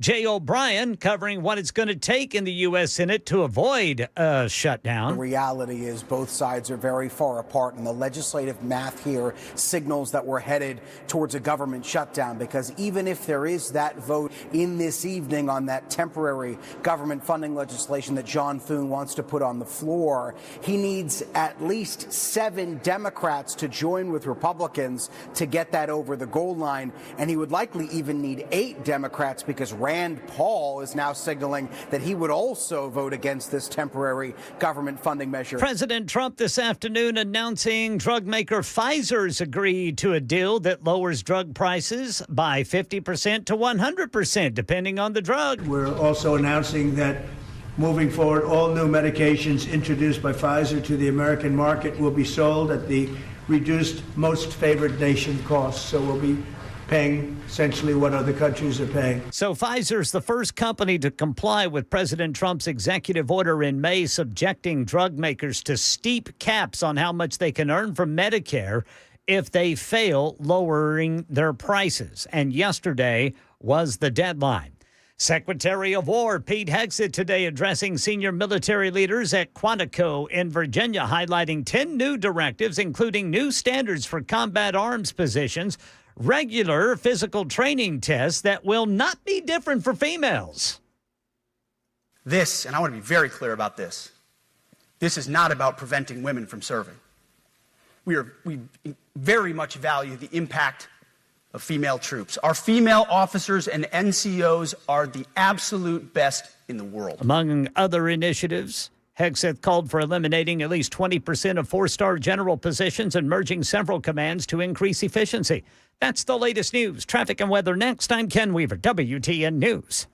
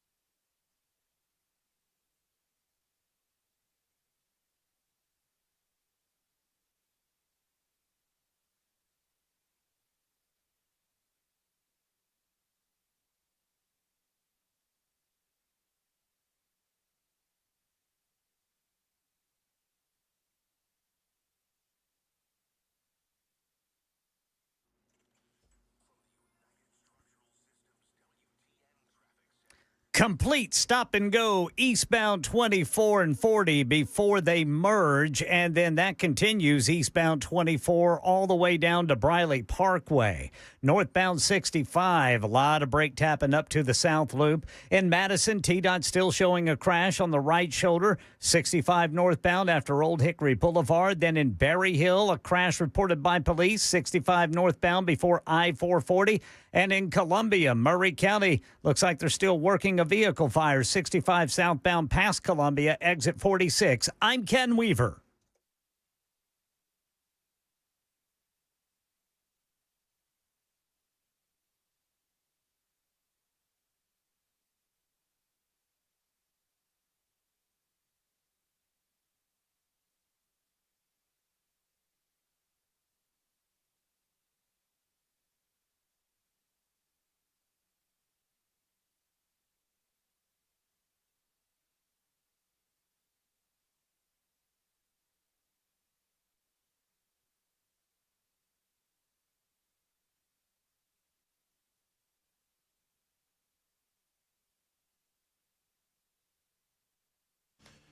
Super Talk 99.7 WTN, Matt Murphy and you. Thank you for being with us. We're halfway home this Tuesday edition, September 30, the final day of the month. Man, oh man, I feel like once you get to October, I love Halloween. Absolutely adore Halloween. Halloween might be my favorite adult excuse to drink. I mean, Halloween is a fun holiday, right? Because the adults have just taken over for the kids. It used to be a childlike holiday. Now the adults have taken over, and everything's sexy kitty cat and sexy nurse and sexy doctor and sexy mechanic. And you know what I'm talking about? Yes.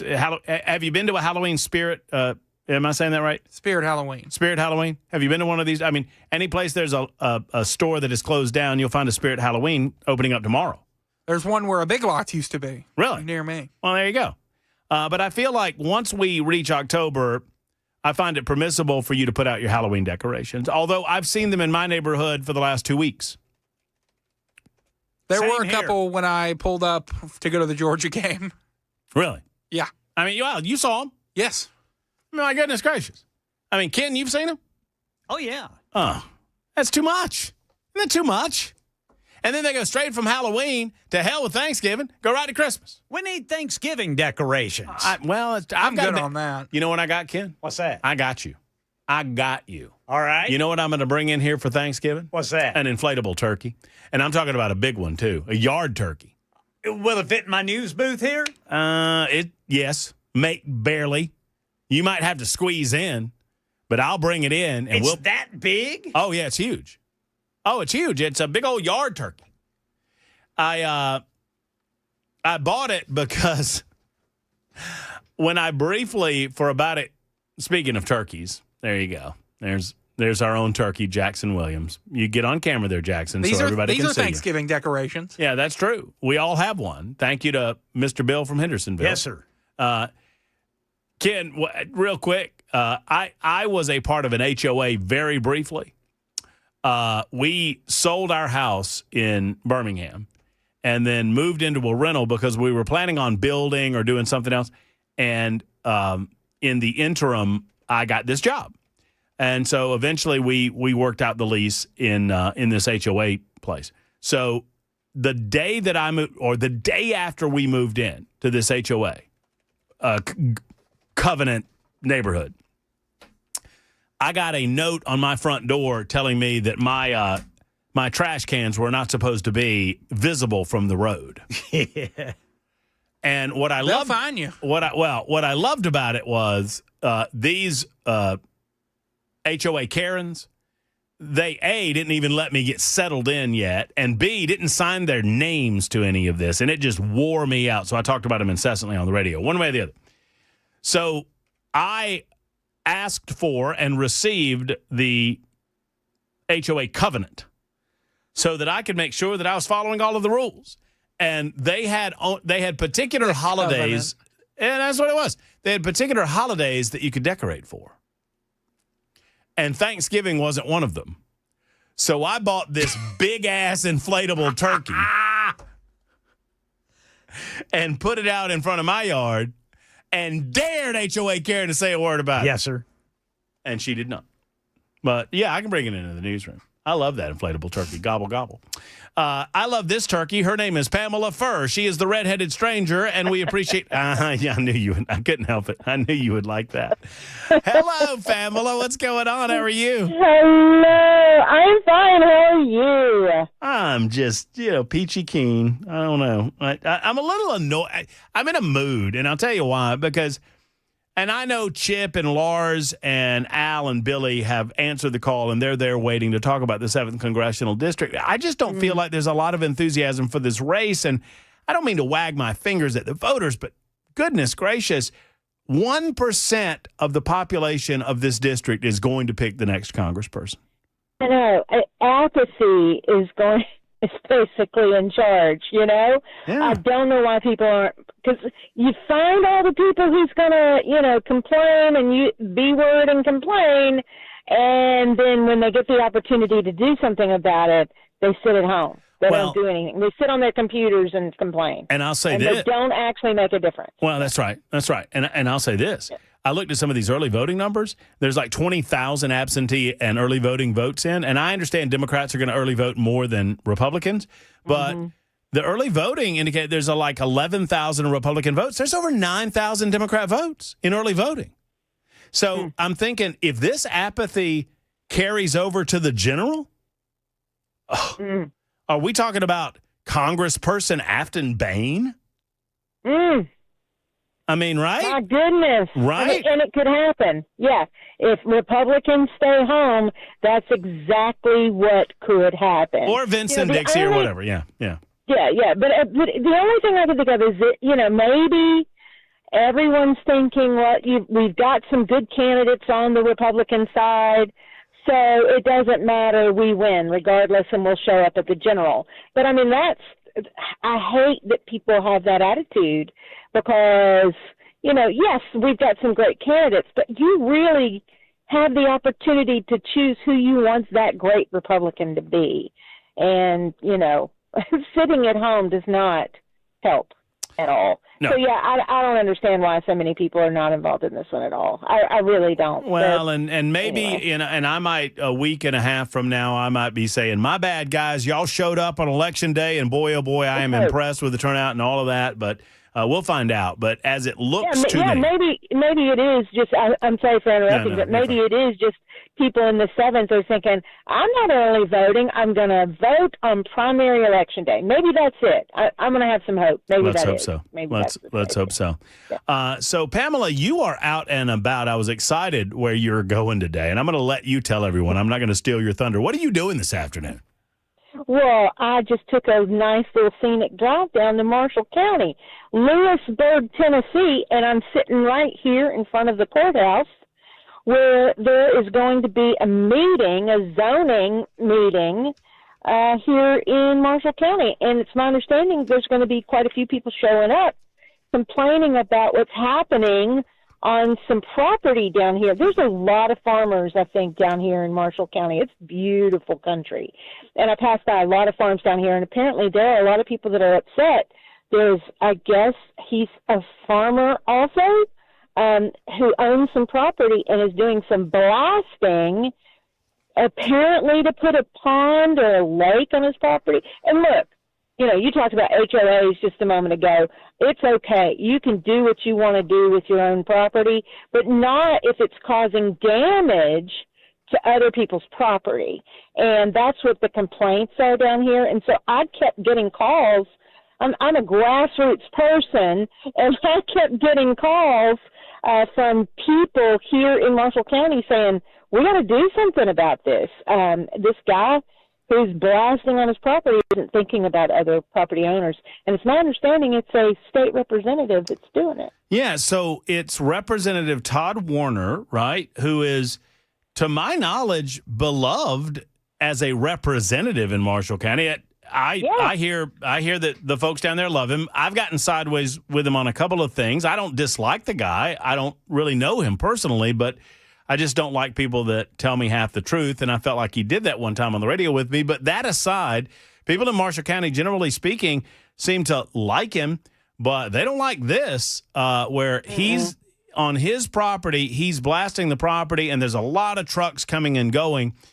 And I guess there's apparently a lot of limestone. Right. He's blasting to get all that limestone off his property. And so some are saying it's a quasi quarry. So I don't know. That's what I want to find out. So, and I'm watching people walk into the Marshall County Courthouse Annex building right now for this meeting that's 45 minutes away from now. Well, if you're watching, oh man, that's big. If you're going to a zoning meeting and people are showing up 45 minutes early, that's pretty big. Yeah. Now, it wasn't like it was 50 people walking in, but there are people walking in right now for this meeting. So, I mean, we'll see. I just want to see what the people are upset about, and that's what I do. Is I help people with their problems in the county or city government. If there's a problem, I try to help people and make sure that the government is listening to these people. So that's why I'm here. And I mean, I want to see is a state representative calling in favors at a very local level just because he's a state rep. I mean, I don't know. That's what people are accusing him of doing. I don't know. That's what I want to find out tonight. So, that's I mean, you're right. So the suggestion is that if he is doing this just to build a lake, then that's fine. But if he's created a money-making operation by getting limestone and essentially getting a quarry, then he's out of zone. Not following the right. That's violating the zoning. Maybe violating zoning, maybe not getting the proper permits, that kind of thing. And again, other property owners are saying that the blasting is doing damage to their property.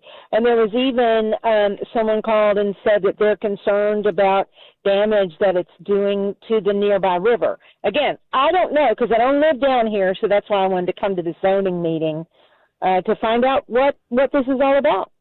Are you? I would love to hear, And I don't know that we'll have the chance because we're off air, as you well know, at 7 o'clock. But I would love to hear how this goes. Let me know if you have any updates that you can text us in the 6 o'clock hour. Let us know how it goes. Make sure if you make the decision, Pamela, this is just, we know each other for a long time. And you know how much I love you. And I just want to make sure that you're protected. Just make sure if you do any recording that of the event that Todd Warner's aware of it. Because, you want to make sure anytime you record someone that they're aware that they're being recorded. Yes. Well, I would do that anyway. That's common. Well, courtesy. Sometimes, I just, sometimes. I think the law, too, maybe somewhere. I don't know. I heard it was. Well, I guess legally only you have to know. Just the person recording. now that I think about it, only the person that records has to know about it. Just make sure Todd Warner knows though. We wouldn't want to do dirty by him. Anyway, so that said, if you know, Warner, by the way, was accused of recording Tory Venable. I'm making a joke that some people get and some people won't. Let us know how it goes because let me tell you, in his district, I know that this isn't maybe it doesn't resonate in Clarksville or maybe folks in Mount Juliet aren't thinking about this, but the suggestion is that he might be getting treated differently because of his status as a representative of that community, right. And there are some people that are pushing back on that and going, no, he should not be treated differently. And yes, right. Absolutely, what he is doing is inappropriate and potentially illegal for the land that he owns. So I'm very curious to see what happens. Yeah, that's the accusation. So we'll see, and maybe none of it's true. I don't know. That's why I'm down here because the people asked me to come, and so that's what I'm doing. That's what I'm doing here, Matt. And let me tell you, it is a beautiful little area here in it's Lewisburg, right by the courthouse. It's a square, like in most little towns where you have this just charming square here, and that's where this meeting is happening. And I'm looking forward to going in there and talking to folks and finding out what the truth is to this. All right, sign some autographs. They love you down there, Pamela. That's what I hear. I think they love you, Matt Murphy. No. In Marshall County, that is fur country. That's what I hear. All right, let us know how it goes and text back if you can. Okay. You got it. All right, there's Pamela. There's Pamela Furr, the redheaded stranger, I call her. By the way, no, 8403 has been confused. I was making a fairly vague joke with Pamela about the recording in a pub. So obviously she's allowed to record in that public venue if she so desires. What happened between Representative Todd Warner and Tory Venable of Americans for Prosperity. Some years ago, Phil Williams of News Channel 5, the very liberal and cowardly Phil Williams. I refer to him as the cowardly Phil Williams because that's exactly what he is. Phil Williams is a coward. He runs and blocks any dissent or any opposing opinion on his social media platform, the X machine and otherwise. If you have a differing opinion than Phil, instead of listening to those differing opinions, he blocks people. He's blocked me, which is why I refer to, and he blocked me for calling him out on a lie and demanding that he retract the lie, which he never retracted. So I refer to him as the cowardly Phil Williams because that's what he is. That said, News Channel 5's The Cowardly Phil Williams came out with a piece in which Tory Venable had been recorded in a conversation with Representative Todd Warner. And in Tennessee, one of the parties of a conversation has to know that that conversation is being recorded. And we talked to Tory Venable and asked if she knew. And she said, no, I had no idea I was being recorded. And she didn't say anything untoward. She was just lobbying for a cause of her organization. Well, we had Representative Todd Warner on the phone. And I said, when did you start recording? Oh, I didn't record. I don't know who recorded that. It's like, wait a minute. You don't know who you don't know who turned it over to Phil Williams? No, I've got no knowledge of that, which on its face is a bald-faced lie. And I don't like people that lie to me. I don't care what your politics are. I just don't. So we got a little sideways over that. And since then, I guess the last time the radio show talked to Todd Warner, it was when you called him and asked him if there was any truth to the rumor that he was by himself with a fellow representative in one of those offices over there at Cordell Hull, right? You didn't even tell him what the rumor was, though. You just asked him, we want to dispel the rumors, and he said they weren't true. Is that right? That is correct. And you didn't even tell him what the rumors were? I did not. But he said they weren't true? Yes, he said they were all false. Despite not knowing what rumors you were referring to? Exactly. Huh. Well, doesn't that make sense? Doesn't that make a lot of sense? It's 23 after the hour on Superdog.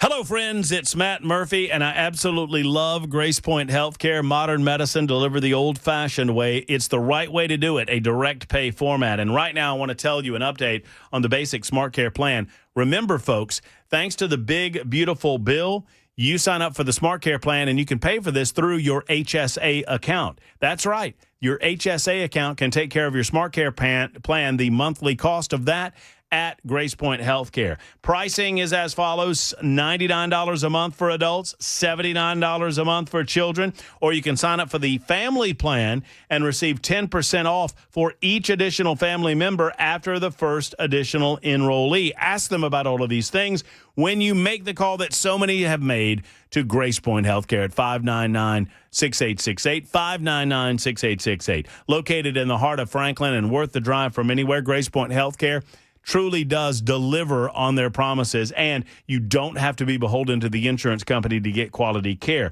Frankly, I would encourage them for anyone, but right now, this is the time of year where kids are going in for sports physicals, and you can get one for $99. If you're traveling internationally, you can get a $150 travel visit. Grace Point is a complete international travel immunization clinic. That's right, $150, and they'll take care of all of it for you at Grace Point Healthcare. Once again, Grace Point Healthcare, modern medicine delivered the old-fashioned way.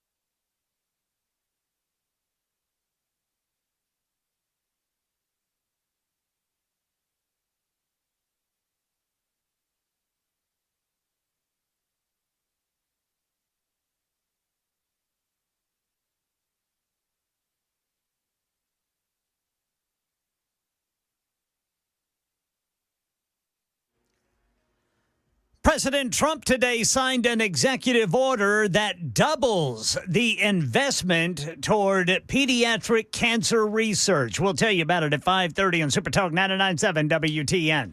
I have an official Matt Murphy Show official announcement coming up. Also, Nincompoops coming up. Official announcement right now. What did I do? You did nothing. I did something.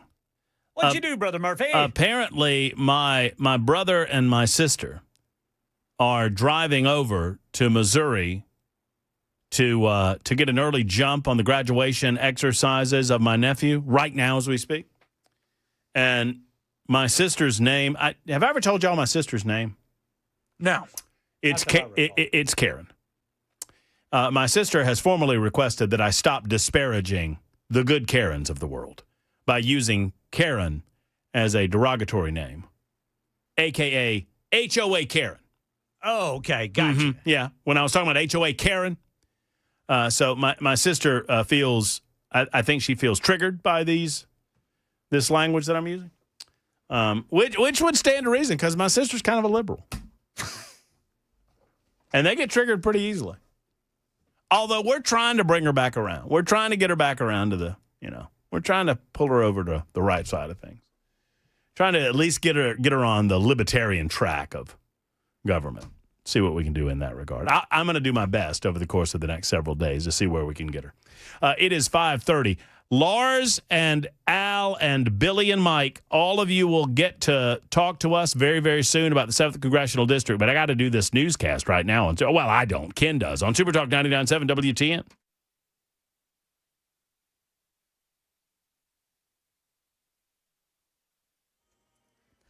.30 on the dot. I'm Ken Weaver with your top stories. Full forecast and traffic in 5 minutes. President Trump today in the Oval Office signed an executive order he says is going to save lives. I'm thrilled to sign a very historic executive order to massively accelerate pediatric cancer research and harness the extraordinary potential of artificial intelligence to fight this terrible disease. Yeah, this order doubles that investment toward the effort to $50 million. President Trump says Pfizer agreed to cut drug prices today. Pfizer is committing to offer all of their prescription medications to Medicaid, and it will be at the most favored nation's prices. It's going to have a huge impact on bringing Medicaid costs down. Yeah, Trump says the cost of some Pfizer drugs could see decreases in that price of 50% to 100%. By the way, Pfizer, the first company to comply with President Trump's executive order in May, subjecting drug makers to steep caps on how much they can earn from Medicare if they fail to lower their prices. And yesterday was the deadline imposed by that May executive order. Secretary of War Pete Hegseth today addressing senior military leaders at Quantico, outlining his vision for a new direction for the department, highlighting 10 new directives, including new PT standards that are the same for both men and women. But when it comes to any job that requires physical power to perform in combat, those physical standards must be high and gender neutral. If women can make it, excellent. If not, it is what it is. If that means no women qualify for some combat jobs, so be it. Among other initiatives, Hegseth called for eliminating at least 20% of four-star general positions and merging several commands to increase efficiency. And it's the end of the road for a once popular internet service, as we hear from ABC's Mike Dubusky. AOL has announced it's ending its dial-up internet service. In a statement, the company says it's part of a routine evaluation of its services. Broadband internet is the predominant way people get online today, but many still use dial-up, as many as 163,000 Americans, according to the Census Bureau. AOL says it will still offer its email services. And that's the latest news. Traffic and weather next. I'm Ken Weaver, WTN News.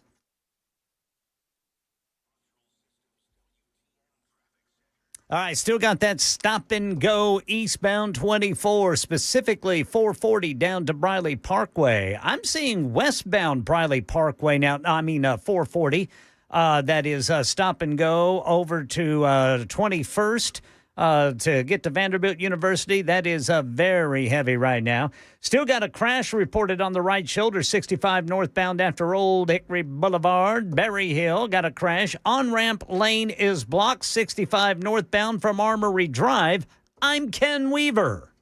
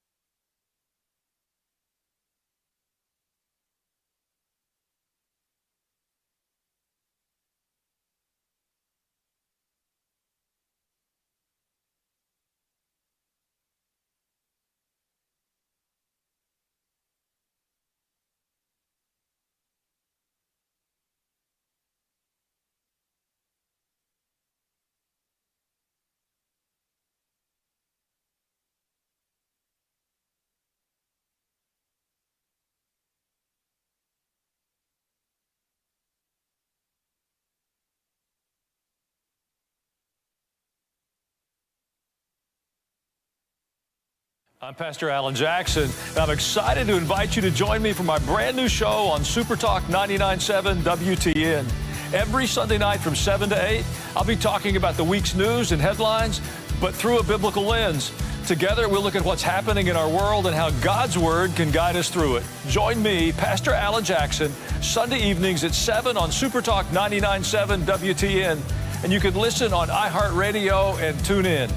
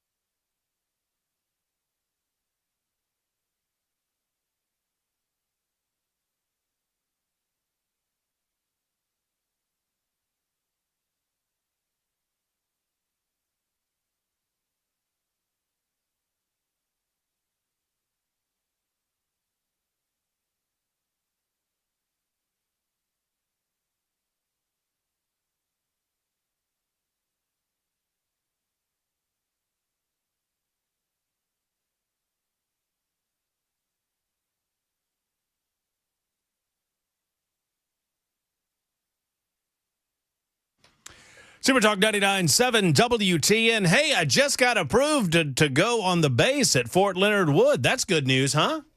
Huh? That's good. You That's have what to, go, Brother Murphy. You have to apply. I don't know if you guys knew this or not, but for these types of events, I guess Fort Leonard Wood is a closed military installation, and I had to apply. Of course, you have to have your real ID in order to get on there. Ken Weaver, you'd be fine, huh? I got my real ID. I got my real ID, too, so I'm fine, too. What about you, Jackson? Would you be able to go with me to my nephew's graduation if you so desired? Well, I'm banned from 46 of the 50 states, so no. But I do have my real ID. I've had it for like 3 years, and I don't understand. Wait, 40? I thought it was 44. Have you been banned from two others? Yeah, two Since others. we talked about this last? Which two? Mississippi. Oh, yeah, well, that makes sense. And Illinois. Oh, well, that makes sense, too.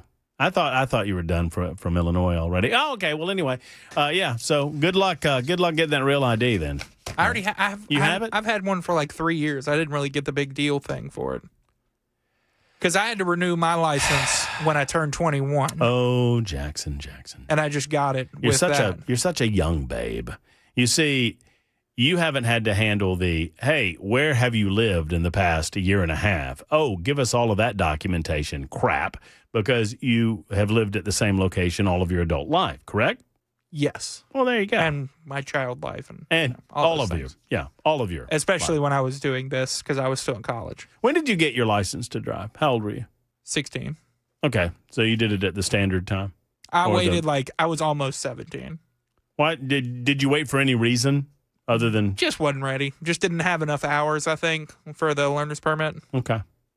I just, sometimes it interests me the amount of time that some people wait on their driver's license. Because sometimes, I mean, people 18 years old, they're just like, what? I don't need a driver's license. I'm like, okay. I couldn't wait. I started driving when I was 12. My mama's car, because mama had the brain cancer. And my grandpa, no, seriously. My grandfather's like, she does not need to be driving you around.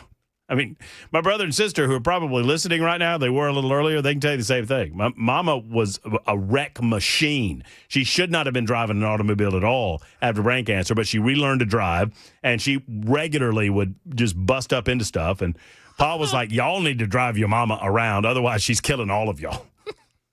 If I told y'all the story about my brother getting popped in the mouth by my mama, I'm only telling this story because I know my brother's listening. You know what? I can use that. This will not be an official, but I'm going to use my brother as a nincompoop in the news on Super Talk 99.7 WTN. Nincompoops in the news. All right, this is not official, so don't vote for this. But my brother, I remember this. I was a kid. My brother's 2 years older than me. We were in the car. Mama was driving. We were young enough where Mama was driving. Brian was in the passenger seat. We pull up to right outside of Southern Villa apartment complex where we lived. And we pull up to the T, and she's taking a left. And Mama says to my brother in the passenger seat, Brian, is a car coming? And he, thinking he's funny, he looked and said, no, ma'am. And then she started to pull out, and then he immediately said, but a truck is. Truck goes in the ditch, honking the horn, missed us by that much. Mama slams on the brakes, looks at my brother, and then backhands him right in the... Whew. Ooh. How? And then I think she said something along the lines of, that wasn't funny then, was it? and it wasn't. Who won yesterday? Me. Well, how do you know? Did you count? I looked yesterday. I had a lot of votes. Are you sure I didn't win? I'm so sure. Why are you so sure? What was my story yesterday? I don't remember. I don't remember any of our stories from yesterday. I don't remember Ken's. I don't remember. Either. I don't remember. It was a Monday. I remember mine, but it was lame. I don't think there was any nakedness at all. No, there in any of wasn't. the stories. Did I was mine not nude? I don't know. Maybe. I vaguely remember something about your guy going pantsless. I don't know. Anyway, you can go first, Jackson. Okay. Florida man arrested for allegedly killing, cooking, and eating pet peacocks in bizarre revenge plot. Ken Weaver, they are looking for you. A Florida man allegedly killed, cooked, and ate 2 of his pet peacocks to get twisted revenge against his neighbor for feeding them, according to court records. Craig Vaught was arrested last Tuesday in Hudson after placing an outlandish letter in his neighbor's mailbox to tell her he had killed and cooked his peacocks because she continued feeding them, according to an affidavit from the Pasco County Sheriff's Office. Vaught described killing the colorful exotic birds by... I'm not going to go there. Yeah, don't tell us how he delivered the letter to his neighbor to prove a point that he will continue to kill his pet peacocks if she continues to feed them. The neighbors had been in a previous verbal argument over the pet birds. While being taken to jail, Vaught allegedly chillingly told police that he plans to kill all his pet peacocks to prevent anyone from taking custody of him, the document said. Vaught flashed a stone-cold grimace with one eye that appeared to be shut in his mugshot. He has been hit with third-degree felony charge of aggravated animal cruelty, and there are over 40 cases that have been filed against him. Yeah. Huh. Yeah, this guy's awful. Get those peacocks away from him. Yeah, you gotta. You know, I hear it starts with beating a woodpecker with a rock. And then you graduate to peacock? Then you eat your peacocks. My grandmother killed 2 parakeets. Goodness. Through lung cancer. No, parakeets, I think, are supposed to live like 5 years, something like that. And she had one, and his name was Tweet Tweet. He didn't tweet for long, did he? But my grandmother was still smoking, and she was still smoking in the house. And she would sit there on a little bar area, looking out of the back, looking out back. And Tweet Tweet was right there on the bar, right next to where she had. Tweet Tweet keeled over after about a year, and then she got another one, and then the other one keeled over, and she's like, I don't know what's killing these birds. I'm like, Mom, we all knew. We didn't say anything. What was the other one named? I can't remember. Dad. My brother's sister might remember, but I can't remember. Yeah, Dead. I had a couple of them named Bonnie and Clyde. Did you really? Yeah. Little parakeets. Yeah, little parakeets. They're cute little birds. Oh, they talk to you. I loved them, man. You ever know anybody with birds there, Jackson? I believe my cousin. Yeah? Yeah. I dated a girl that had a cockatoo. I had one, too, named Goober.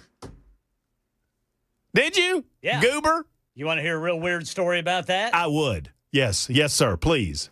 A couple of years ago, so I was given goober by a buddy of mine who had just gotten married. This is back in 1989. Mm-hmm. He just gotten married. They were expecting a child, and they apparently didn't want pets in the house for some reason at the time. So they gave me Goober for a while. Okay. Well, I took care of Goober, became great friends with Goober. I loved that little bird. Yes. So then about 4 years ago, mind you, that was back in 1989. Right. 4 years ago, I go visit my buddy, and he says, you want to see Goober? And I said, what? And he said, yeah, you want to see Goober? We put him in the freezer. Oh, dear God, Ken. What? They put him in the freezer? What? So they bring out Goober. And there he is. Was he stuffed? No. How long had he been dead? Since 1989 or 1990. Do you know how long cockatoos live? I don't know. This says 40 to 60 years. Oh, they did something to that bird. He looked fine. Did he? Yeah. Look okay. Did you didn't stay for dinner? Did you ever let Goober groom you? No. Oh yeah, my beard. He did. Yeah. The cockatoo that I'm referring to back in the day, he would sit on your shoulder, yes. and then he would get up there near your hairs, your whiskers, or your and this one loved grooming your eyebrows. He would, and it, yes. Oh, loved it. Oh, I had a cockatiel. He had yellow head, yellow and red head. Well, I freaking loved him, man. Well, a little cockatiel. Now, see, cockatiels 10 to 15 years, very different. Cockatoos are those big ones, the big white ones. That bird had been dead for so long. Yeah. Oh yeah. So this was like 2021, Ken. Yeah, somewhere around there. Why is he in the freezer? Yeah, I mean, it begs the question, Ken. Why were they keeping Goober in the freezer? I don't know. They liked him. Case times are dire. I guess. When the zombie apocalypse hits us, you got to have something to break eat. out the 30-year-old bird. Break out the old school bird meat. Oh, Goober. Old Goober. That's funny. Ken, you want to go next? Yes, sir. All right. Little League coach arrested after allegedly assaulting a 16-year-old umpire. Police in Odessa, Texas, arrested 31-year-old Pedro Soto in May. They charged him with assault against a sports participant, which in the state of Texas is a Class B misdemeanor. So the police report says investigators watched multiple videos of the 31-year-old Soto getting angry because he believed the other team was using an illegal baseball bat. An umpire stopped the game to examine the equipment and determined that the bat was in fact legal for use in Little League play. Well, Soto argued with the umpire to the point that he was ejected from the game. Investigators said that's when things escalated, and Soto reportedly spit on that umpire and a fight broke out. The 16-year-old umpire then tried to help break up the fight, and that's when Soto punched the boy in the mouth. The Crimes Against Persons Unit with the Odessa PD took over the case, issued a warrant for Soto's arrest. He was taken into custody and released the same day on a $500 surety bond. Good gracious. Hit a 16-year-old in the mouth at a Little League baseball game. Come on, man. You know what that guy is? A nincompoop. Nincompoop. I got another one, too. Fighting game tournaments. You know these, you play the video games there, Jackson. Do you play any of these combat games, these fighting games? No. Well, they're pretty, they're intense, I know that. Like Mortal Kombat. Yeah, they're Street pretty Fighter. intense. Yeah. Fighting game tournaments are terribly competitive, as the story goes. Every input matters, as players who have mastered their game of choice use everything at their disposal to take down opponents and make the most of their mistakes. It's stressful. So how this one particular Florida player managed to win her local tournament is nothing short of a miracle, or, dare I say, nincompoopery. Because, as reported by Dextero, Mortal Kombat XL player Legion bagged the top prize last weekend while holding in her hands her 5-day-old daughter. That's right. You heard me correctly. This woman who goes by the player name Legion, delivered a baby through C-section, and 5 days later, she was at the tournament and won it with the baby in her hands. Incredible. Legion was quoted as saying, "I only won because she coached me. I'm still recovering from the brutal C-section that almost resulted in a rupture. Glad I left the house, and it gave us a small idea of how to bring our daughter to tournaments and travel. She was actually pretty chill." Ladies and gentlemen, I don't care if this lady won a tournament or not. She is a damn nincompoop. That's how we play. But she won. 5 days. 5 days old. I think that's more impressive than anything. You know how many diseases are at your average gamer tournament? I didn't think about that. On the controls, on the screens, on the monitors, in the air. And Is she a pretty established pro, do you know? I have no idea. They probably have their own controller. You think so? Yeah. Yeah, I would imagine if you're winning tournaments like this, you probably have your own controller. You know what you don't control? When that baby's coming out. There you go. Well, I guess you do if you have a C-section. So there you go.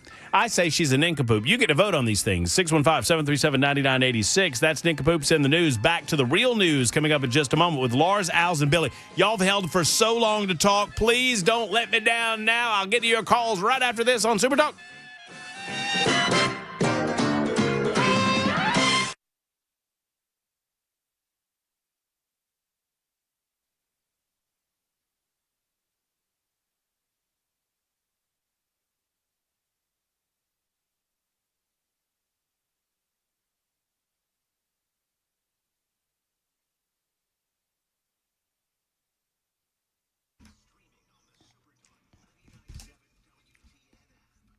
Hello, friends. It's Matt Murphy. That's easy for me to say, and I want to talk to you about Cover Nash. My friends at Cover Nash want to see you. Shane Ring wants to see you. Now is the time to consider your insurance. You know, people talk about open enrollment all the time, and Shane kind of cuts through that. Every day of the year is truly open enrollment when it comes to being in a bad insurance situation and getting into a better insurance situation. With only a $250 deductible, Shane has a nationwide PPO plan that gives you the freedom to choose your doctor anywhere in the United States of America without any of the headaches. Plus, I mentioned the $250 deductible. That is a correct figure, friends. Plus, flat copay after the deductible, outpatient surgery for as low as a $250 copay as well, and hospital stays as low as $1,000 in copay. It is possible, folks. This is one example of the many plans that Shane has at his fingertips, and he wants you to know that he does not work for insurance companies. He works for you. You are his associate. You are his client, and he wants to benefit you. That's his role. He is your healthcare concierge. So let's make the call that so many others have made to Cover Nash. You can go online to find out more at covernash.com. That's covernash.com or 615-465-0023. 465-0023 for Cover Nash.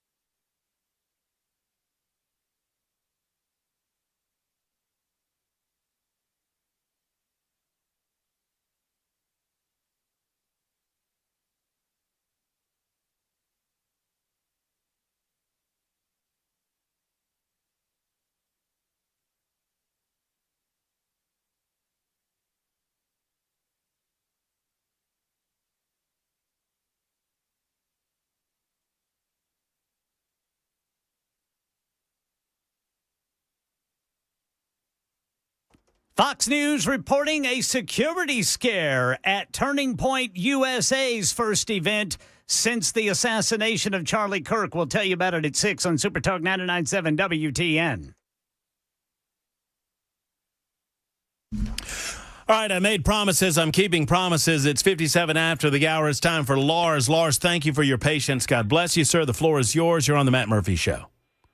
Howdy, Mr. Murphy. How are you doing today? I'm great, Lars. Thank you for your patience. Okay. Well, you were talking about who everybody's voting for, and I kind of got the opinion that where the attack ads are going and who's sending those attack ads might have some interest. There might be something there. And, Mr. Jody, he's got support from a guy that I've got a lot of admiration for, is Mr. Rich. So that's where I went with my vote. Well, okay, fair enough. I mean, Jody has Jody's responded, and I like all of these guys. I'm just analyzing from a purely political perspective. Jody, is saying, all of this outside money is coming after me. Well, Jody's got a lot of outside money benefiting him too. The House Freedom Action Committee is spending hundreds of thousands of dollars.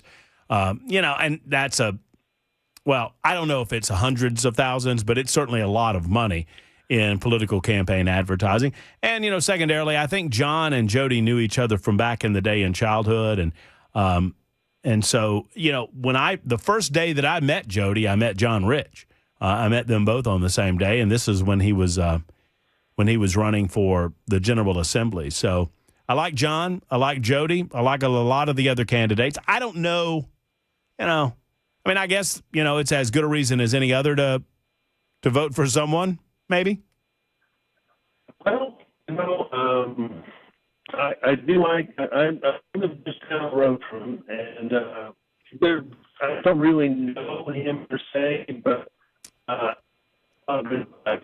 so that's where I'm going.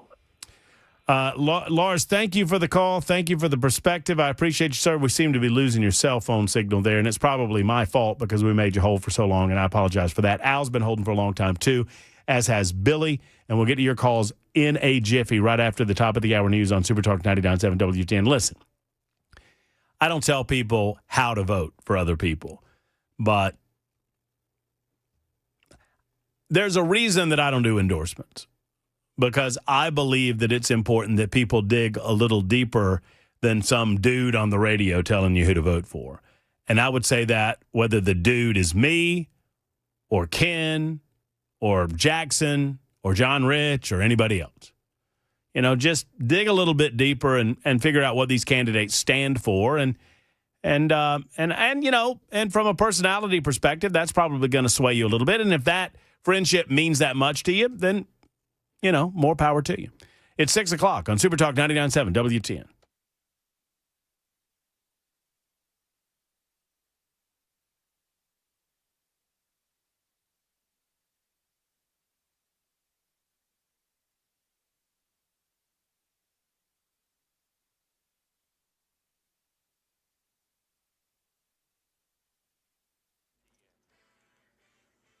Six o'clock on the dot. I'm Ken Weaver with your top stories. Full forecast and traffic in 5 minutes. Fox News reporting a security scare ahead of a Turning Point USA event at Utah State University today. Reports say a bomb squad detonated what was reported to be a suspicious device. Turned out to be non-explosive, but no word on exactly what it was. But this is the first Turning Point USA college tour event since its founder, Charlie Kirk, was assassinated on a college campus in Utah. Here's ABC's Alex Stone. Making a stop at Utah State University in Logan, Utah, about 2 hours north of Utah Valley University, where Charlie Kirk was killed. Turning Point USA is resuming its college tour. The event was scheduled before Kirk's death, and Turning Point USA sees it as a showcase to finding its path forward without Kirk at the helm. The college tour is being headlined by some of the biggest conservative names like Tucker Carlson, Megyn Kelly, and Glenn Beck. Alex Stone, ABC News. President Trump in the Oval Office today signed an executive order that doubles the investment for artificial intelligence-backed childhood cancer research. Using cutting-edge AI, we will empower our scientists and researchers to discover new treatments, cures, and prevention strategies. AI can also make groundbreaking trials and therapies. The order increases funding for the research to $50 million. President Trump says his administration's reached a deal with Pfizer to bring down drug prices. Pfizer has agreed to provide some of their most popular current medications to all consumers at heavily discounted prices of anywhere between 50 and even 100%. Pfizer is the first company to comply with President Trump's executive order in May, subjecting drug makers to steep caps on how much they can earn from Medicare if they don't lower their prices. And yesterday was the deadline.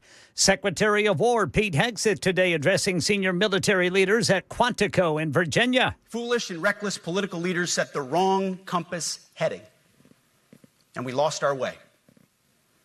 We became the woke department.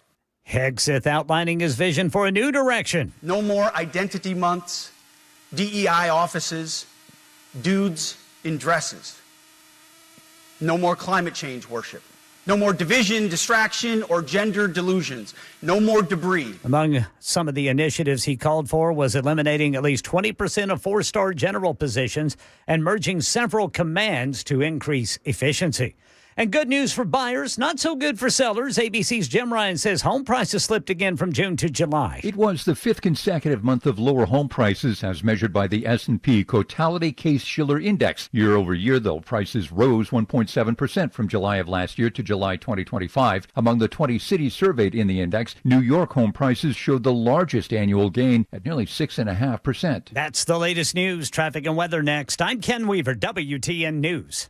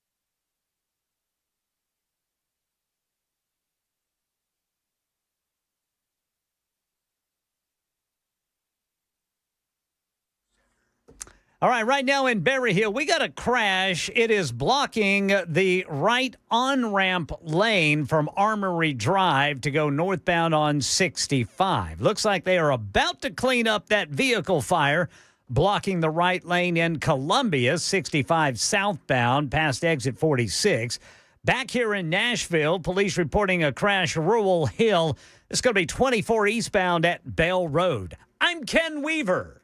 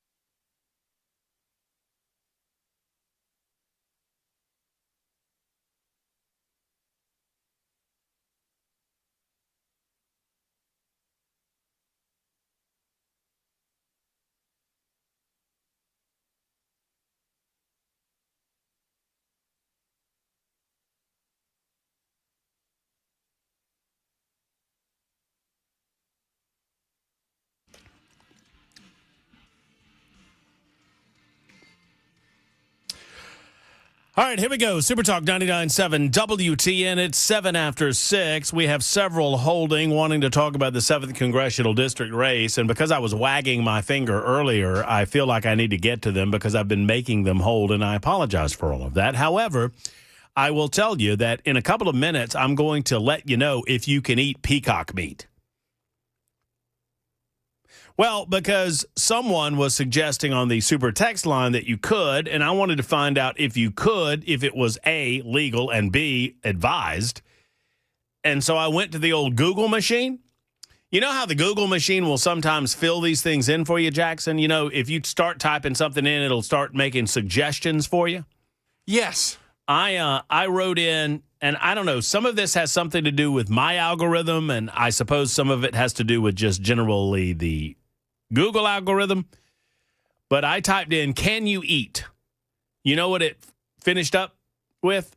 I'll give you some examples. You ready? Can you eat kiwi skin? Can you eat watermelon seeds? Can you eat zucchini raw? Can you eat raw salmon? Yes, you can, by the way. And then I accidentally just clicked on that one, so the thing went away. Can you eat peacock? It really, really wants to make it a different question. What kind of question? Like, can you eat peacock eggs? Can you eat peacock bass? I don't know what that means. Can you eat peacock? Let's see. Let's see what it says. Yes, peacock meat is edible, but its flavor and texture are generally considered poor compared to other poultry like chicken or turkey. In many areas, killing peacocks is illegal and raises ethical concerns. Why does it raise ethical concerns? Because they got pretty feathers? I don't like that. Al is next up from the 7th Congressional District to talk about the 7th Congressional District. Al, thank you so much for your patience. The floor is yours, sir. Thanks. I think that you said there's only 1%. Is that true? That show up to vote? Well, that is my estimation, and here's why I estimated it that way. So currently in the Republican primary, you've only had about 11,000 people early vote. Okay. And I'm suggesting that even if you get another 20,000 voting in early in this election. So if you've got, let's say it's 30,000 people that vote, of the 10 candidates, my estimation is if one candidate gets about 20% of the vote, which is a generous amount with 10 separate candidates, then what I said was less than 1% of the population of the 7th Congressional District will decide who the next congressperson is going to be. Yeah. There's a lady on TV. I'm sure you've seen her. I think I'm going to do a write-in vote for her. She can get stuff done. She knocked over Freddie O'Connell's trash can. Trashley, send her to Washington. I bet she could get some stuff done. What's her name? Trashley. Yeah, I don't. She I'm sure Ken knows her. She knocked over the mayor's trash can with her pickup truck. I'd like to send her up there and let her see what she could do with some of them Democratic congressmen, women from up north. You voting in the 7th, Al? Yes, sir. Yeah, okay. Trashley. Trashley.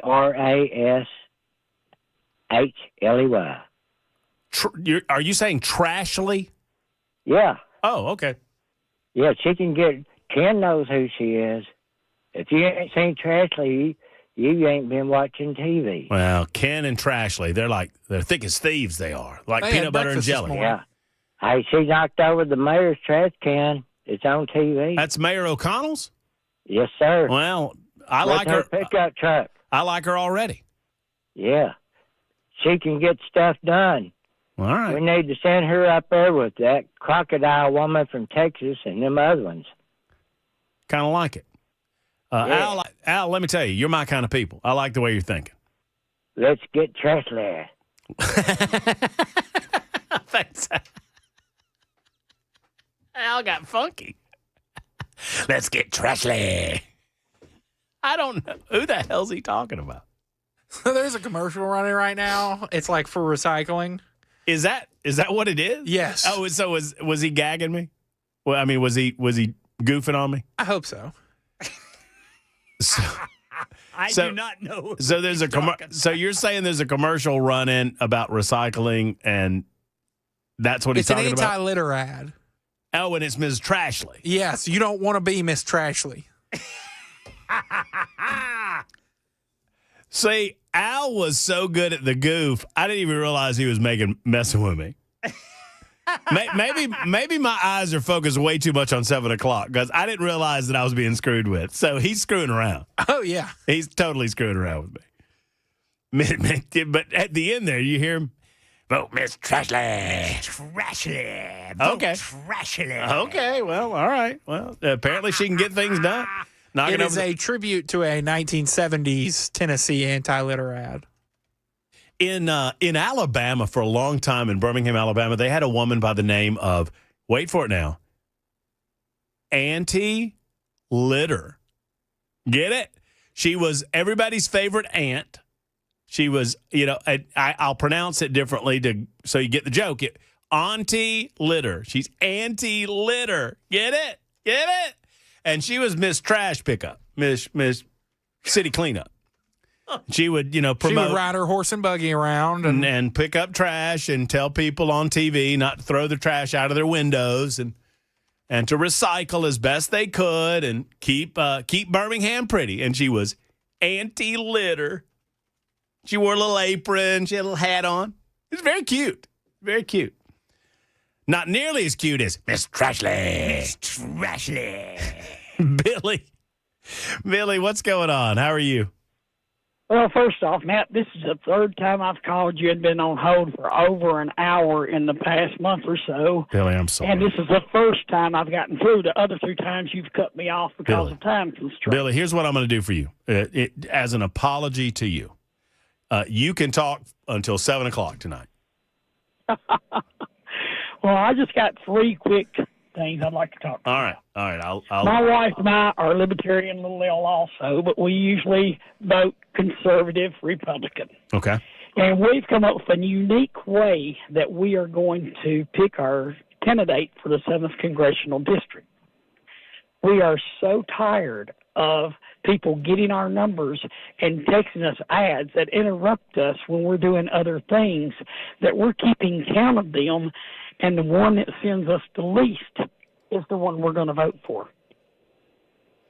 So you're kind of taking the approach of whoever the last person standing gets the vote. Right. Okay. Well, who is it And so then- far? I mean, who's still standing We around? haven't gone back through and counted them all. Oh, There's okay. I several got from you. several of the candidates. We're I going got to do it the day before election and count them all. I like it. I like the way you're thinking. The second thing I'd like to say is congressional candidates, senatorial candidates, governors, whatever, to get all this outside political PAC money out of all the elections ring should not be allowed to spend any more on their campaign than they will make in that term. Okay. So that's 350,000-ish Yeah. in a 2-year term and in a congressional campaign? Sure. Right. And also, the last thing I'd like to say is, and you be a libertarian, you'd know this too, the federal government was only set up, when it was set up, for military and, believe it or not, roads, and once a year making sure all the bills were paid. Yeah. I feel like that any congressman, senator, president, or whatever, it's state, county, local, whatever, if they cannot come up with a budget every year, they are not doing their job, and they should not be allowed to run for re-election when their term comes up. Wait, say that again. So if they can't Balance a at any budget? level of the government that they are dealing with, any budget, that if those candidates, if those elected officials that are in there at that time cannot, during their term, come up with a budget each year like they're supposed to. Oh, yeah. We haven't done a budget. Not be allowed to run for re-election. Yeah, I think we haven't done a budget since the 1990s. I mean, it's 79. Try 79. I thought we did a budget on time in like 97 or 98 with Bill Clinton. I could be disabused of that, but I thought that was the case. I was thinking it was 79. Well, one way or the other. One way or the other is you and I will agree that it's been way too dang long. Now, a couple of things here, because I want to dissect these because you've held long enough and you held 2 other times. So on the candidate spending money, I get that we want to try to figure out a way to limit the amount of money that's being spent in federal elections. But if we limit the candidate's ability to spend on themselves, I think we would encourage third-party PAC spending, which, there's don't allow PAC spending. Wait, so you're going to limit my ability to speak? I'm not going to limit your ability to speak, but I'm going to limit your ability to put money in it. Well, hold on. So I can speak. Money is not speech. It most certainly is, Billy. And I'm going to explain why. And let's talk for a minute. All right. Okay. So let's boil this down to its essence and then build it back up. So if I really believe in Billy for the 7th district, it is a matter of free speech that I go around and tell all my friends, right? Hey, you need to vote for Billy. You need to vote for Billy. You need to vote for Billy. You need to vote for Billy. And it's a matter of speech. What if I want to spend a little money and make some flyers for you and put them up? Is that okay? All of it should be done through the candidate. No. Just, is that free speech too? Is it? I see. You see where I'm about. You see where I'm at, right? So if we draw that out to its natural conclusion, then if I happen to be a multi-gajillionaire and I want to spend $1 million promoting Billy, why shouldn't I be allowed to do that? Now I get it. I understand the anger and the frustration that people have with the amount of money that's being spent because the assumption, and I don't think it's a bad assumption, is that if these political action committees and these organizations and these special interest groups are spending that amount of money to get Billy elected, they're going to want something from Billy. And I want to know what Billy's willing to give up to those people or those organizations on the front end as opposed to on the back end. And that's where the money involved in all of this becomes a very big source of frustration for me. Well, Matt, there's some personal stories of my own about some things that I would really like to talk with you about off the air sometimes about politics locally and in the state, that things that I have seen, things I have done, and stuff like that. I just don't want to air everything out for everybody listening. I'd like to have hit me up. Yeah, Matt at murphyshow.com on email. Matt at murphyshow.com is the easiest way to hit me up, or you can jump on the super text line, and I'll give you my cell phone. You can hit me up that way, Billy. Okay?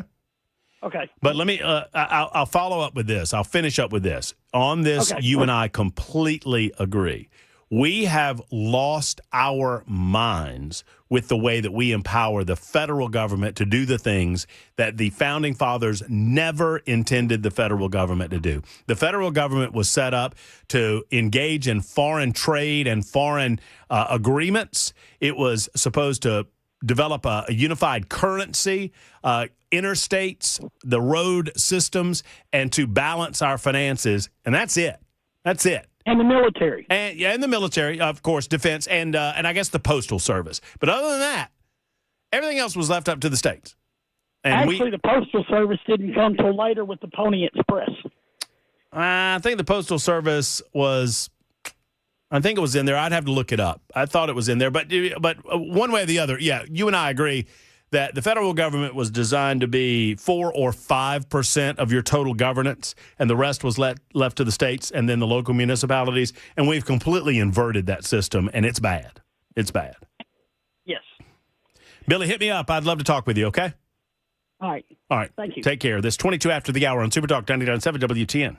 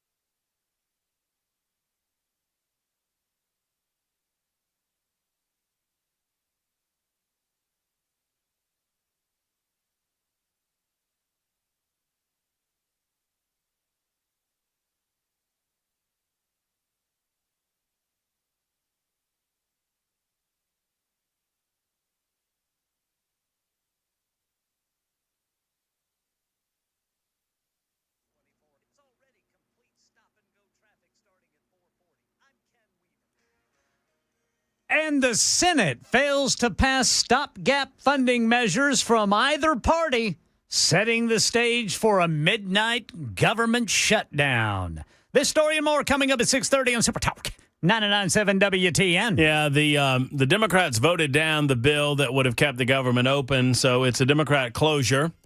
No question about that. How much will it impact you? Not a lot. Not a lot, despite the fact that fake news Ken Weaver has been proclaiming it catastrophic all day. I'm kidding. That's a joke. Y'all need to know when I'm kidding. Yeah, this morning, all the news channels were catastrophic. I mean, they need to look some of these words up, man. I mean, catastrophic. Come on. Don't they do this every time? Ken, you've been around for a minute or two. Every time we see a government shut, oh, people are going to die in the streets. Blood will run in the streets. Yeah. And it's... Even though Congress passed a bill that gets everybody paid retroactively once they go back in. Everybody's... And by the way, everybody has always been paid retroactively, but now they don't have to wait to go back into Congress and make that retroactive. It automatically kicks in when everybody goes back to work and you get your pay. Yeah. So y'all are going to be just fine. If you work for the government, you're going to be just fine. Just fine.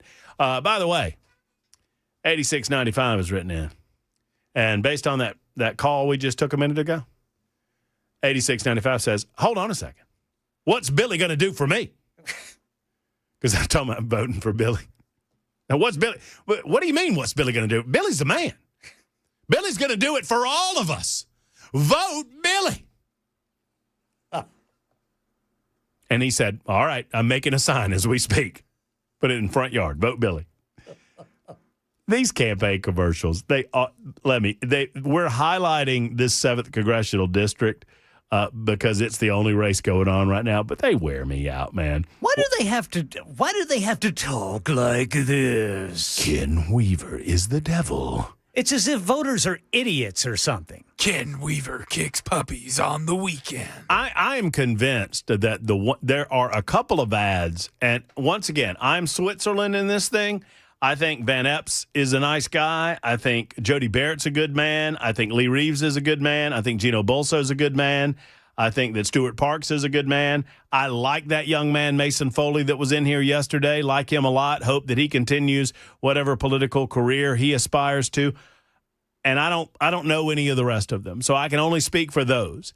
And every single one of those people that I just mentioned, I believe their priorities might be in different places, but I believe their hearts are in the right place. That said, like Ken asked, who falls for this? I think Jody Barrett is benefiting from this negative ad. Well, that's what I'm getting ready to say, because I think there's voters out there who think, boy, somebody's really got something against him. There's some reason they don't want him up there. Like he actually might be able to affect change. Look, I disagreed with Jody came over after he decided not to vote Gloria Johnson out of that. Oh yeah, I remember that. And I think I was subbing in for Brian that day.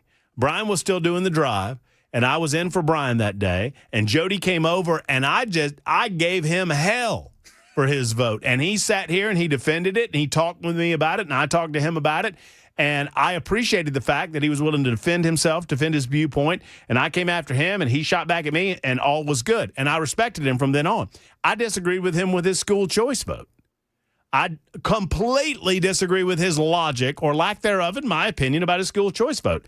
But I don't think that Jody Barrett is a liberal douchebag. Well, what did the ad say? Well, the ad did say that Jody Barrett was, in fact, a liberal douchebag. Catastrophic at that. Now, Jody Barrett did at one point call Donald Trump a liberal douchebag. About that, there is no question, and he admits it. He admits it, but he said there were a lot of people that were concerned about Trump back in 2016 is what Jody would tell you. Anyway, yes? You know what Jody Barrett doesn't do? What does Jody Barrett not do? He doesn't go to the news late like Matt Murphy. Matt Murphy, will he ever go to the news on time? We'll find out next on Super Talk.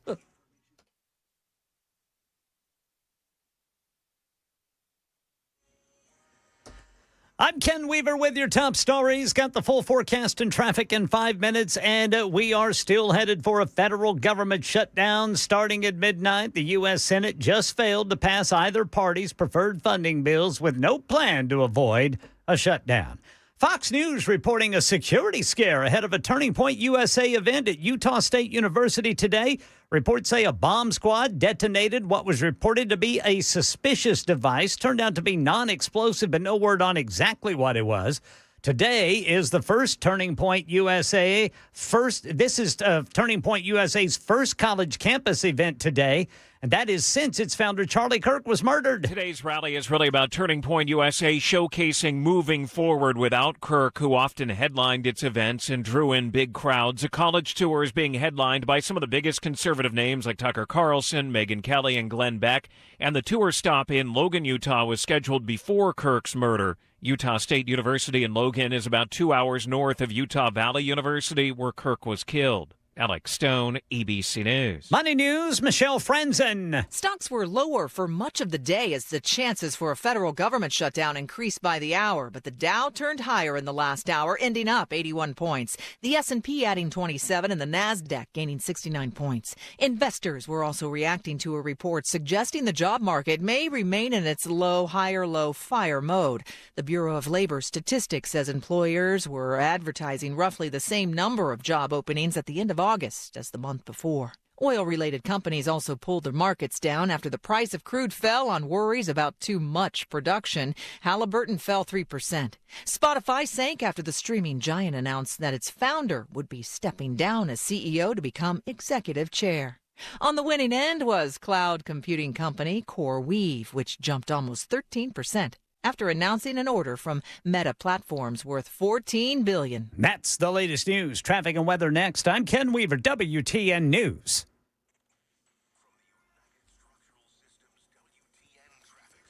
All right, we are complete stop and go westbound I-40 before you get to downtown. Also eastbound 24 starting at 440. We do have crashes. One is at Murfreesboro Pike just west of Bell Road. Then East Thompson Lane south of Murfreesboro Pike. I'm Ken Weaver.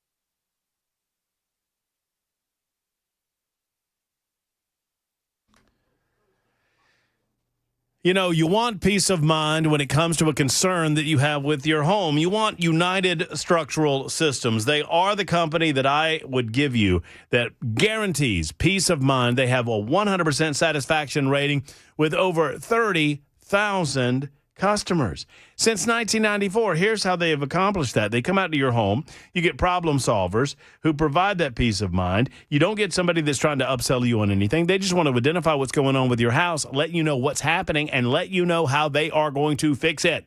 Whether it is windows sticking, doors sticking, maybe basements or crawl spaces with smelly, musty odors or moldy odors, or perhaps standing water. These signs are all evidence of foundation issues or waterproofing issues. If that's the case, let's get with the program, friends. Let's get with United Structural Systems. Homeowners simply trust USS. Since 1994, they've guaranteed their best. 615-488-7855, 615-488-7855, or USSTN.com, USSTN.com.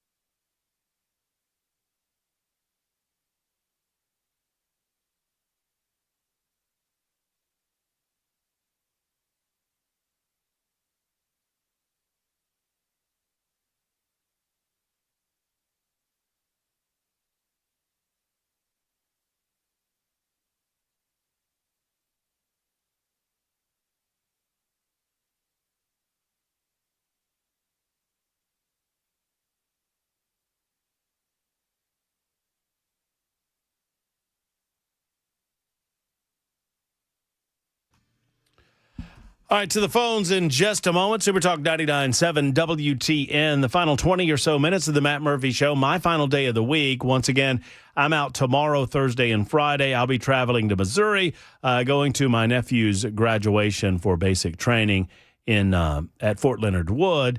And I'm so pleased I got the thumbs up, and I'm pleased to know that I have a real ID. So that I can get on base there. 615-737-9986, 615-737-9986. Let's see. Does Billy support Trump? How much does he? No, this is good stuff. There are a lot of people that are writing some Billy campaign advertisements. You know, you first you got to attack your opponents, and then you turn it. And so when the attack is going on, the music's dark. Ooh, no, it's dark and ominous. But then it lightens up. Oh, it's a brighter day. Billy's here. Billy loves Trump. Trump loves Billy. Everything's going to be great. It's an AI generation of them hugging. Oh, yeah, no doubt. Oh, and look at Trump. And they're spooning, you know. Billy's in front of Trump. Trump's got him around the shoulders. He's grabbing him. They're playing catch. Give him a little noogie. Yeah, just gives a little one of those. I'm sure, writes 5718, I will be ignored once again, despite I correct y'all all the time, but those Jody Barrett attack ads would make me vote for him if I still lived in that district. But I moved to Andy's recently, and I'm pleased with Andy, honestly. I don't know about his campaign contribution shenanigans, but he's doing good for us in D.C. for sure. Yeah, no doubt. I mean, look, you can look at it one or two ways. I think people that pay less attention might notice the negative ads a little bit less. I think people that are focused in their attention recognize some of these ads are going too far. In my opinion, they go too far, and you kind of almost discount them. Honestly, there is wiggle room between the candidates. There's a difference between Lee Reeves and Jody Barrett. There's a difference between Gino Bolso and Lee Reeves. There's a difference between Matt Van Epps and Gino Bolso. A lot of that is personality. A lot of that is priority. And you have to figure all of that out for yourself. Ray wants to know, has Trump endorsed any of them? No. You did get Governor Bill Lee endorsing Matt Van Epps earlier. Mark has a thought on the money. Hey, Mark. Hey, Matt. I just wanted you to, if you can go a little further into, money is speech. I guess I'm just kind of concerned about if you had an Elon Musk becoming the world's first trillionaire, at what point does this become, some people are more equal than others? Well, how is that the case? In the free market, I mean, so you're suggesting that money is that does not abdicate us of our responsibility to think for ourselves, no matter how much money is being spent on a political campaign. Well, I would agree we all have the responsibility. I think the reality of the way it's going to work is a lot of people aren't. I mean, there's going to be a lot of people who are swayed by whether it's ads or, different media. If we have no control over that, don't we end up kind of beholden to a trillionaire? Well, but I don't know. I don't understand how that becomes Animal Farm, though. Right? I mean, you're not seeing the connection. What that? Well, I mean, if people are ignorant enough not to do their own homework, then they get what they voted for. That's fair.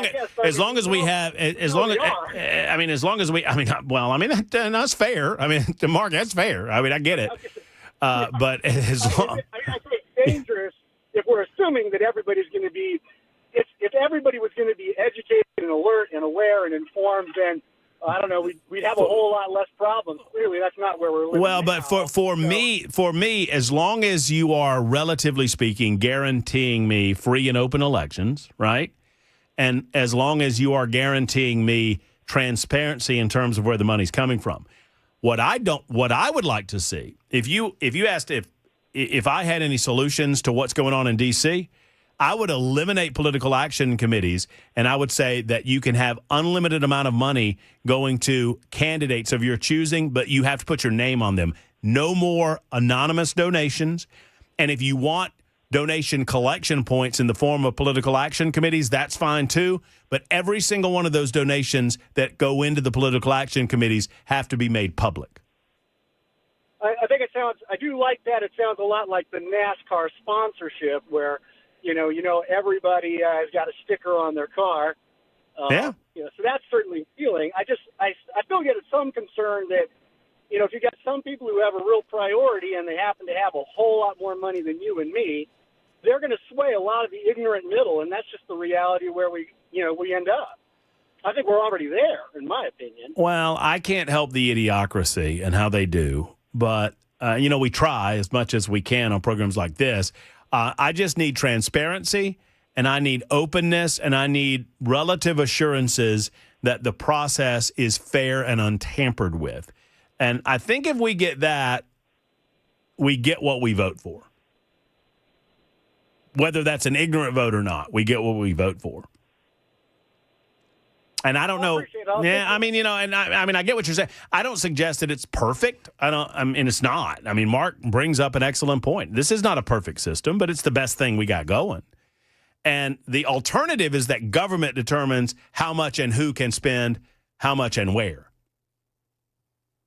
Right? And I don't think we want that. Leftists would love to see government-funded campaigns where the presidential candidates get X amount of dollars, and I know that they already get certain amounts of money from the Federal Election Committee, but they would love to see it all go through government and eliminate the ability for political action committees to spend on any candidate at any point. My point is this, and Mark and I are not far away. Once again, I understand his concerns, and they're valid. Matt Murphy believes in Jackson Williams for city council. Jackie W. is my boy. Jackie is my guy. Jay Willie is the man for the job. And so Don't be silly, vote for Jay Willie. That's a really good, don't be silly, vote for Jay. I like that. You could do all these action Jackson things, reaction Jackson, interaction Jackson, whatever. Also have a funny story about Animal Farm, but that's for later. What's your funny story? The book. Yeah. So I remember this because my friends still bring it up. So we had to read it for high school. Uh-huh. And I missed the assigned reading the night before. Mm-hmm. And the teacher just clocked me. The second we get in there, she starts asking me questions. And the character Boxer? Mm-hmm. She asked me, why is he called Boxer? Mm-hmm. And I said, because he carries boxes. That's not the right answer. It was not correct. That's not the right answer. I got in trouble. You didn't read it, did you? No, I read it eventually. Not that night. I remember, it's such a great. And the animals looked from pig to man and man to pig. And pretty soon they couldn't tell which was which. Great stuff. So, Animal Farm is about the ills of socialism, obviously. 1984 is more about the troubles with Big Brother and a Big Brother-esque society, and both are incredible works of art by George Orwell. Point is, if I believe in a candidate so much that I'm willing to spend a little money to promote that candidate, Xeroxed copies of flyers that I can stick on your doors to say, hey, you should vote for Jackson Williams because he's the man for the job. Well, that's me exercising a form of speech, of political expression. So now we're talking about amounts. We're talking about the difference between $100 and $100,000 or $100,000 and $100 million. As long as there is openness in all of this. My frustration with the manner in which we fund campaigns is more about a lack of transparency, where sadly what super PACs allow you to do, you can wash the money multiple times, and I have no idea where it's coming from by the time it comes out on the other end. None. So if I want to give to Jackson, but I don't want anybody to know that I'm giving to Jackson, I give it to the Ken Weaver PAC. And Ken Weaver takes money from all over. Ken Weaver PAC takes money from every state in the union, and he puts it in the same bank account. And so I give a call to my buddy Ken Weaver and I say, hey, man, I love that Jackson Williams guy down there in Tennessee, but I don't really need my money associated. I'm going to give it to your PAC and make sure that he gets a little of this cash. Here's $50,000. I just want to make sure he gets $25,000. Now, I don't pretend that they don't know the rules well enough to not deal with it at this level of honesty, but I'm using this straightforward language to illustrate my point, okay? So I want to get Jackson money, so I give it to Ken Weaver PAC. Ken Weaver PAC gives it to Dan Mandis PAC. Dan Mandis PAC gives X amount of dollars, and everybody skims a little off the top. So I give $50,000 to Ken Weaver PAC. Ken Weaver gives $48,000 to Dan Mandis PAC. Dan Mandis PAC gives $44,000 to Chris Hand PAC. Chris Hand PAC gives $42,000 to Chad Benson PAC, and Chad Benson PAC gives $34,000 to Jackson Williams for trash collector. Well, where did that money came from? Well, as far as I know, it came from Chad Benson PAC. And Chad Benson PAC had $1 million put into his political action committee over the last 10 months. Who are you to say that it came from this person and that person and this person and that person? How dare you, sir? That's the way they do it, and they know exactly what they're doing. They clean the money. It's like Jackson and I going to a pool, a public pool, and taking a 5-gallon bucket of water and pouring it into the deep end of the pool and then telling you to take our water out of the pool.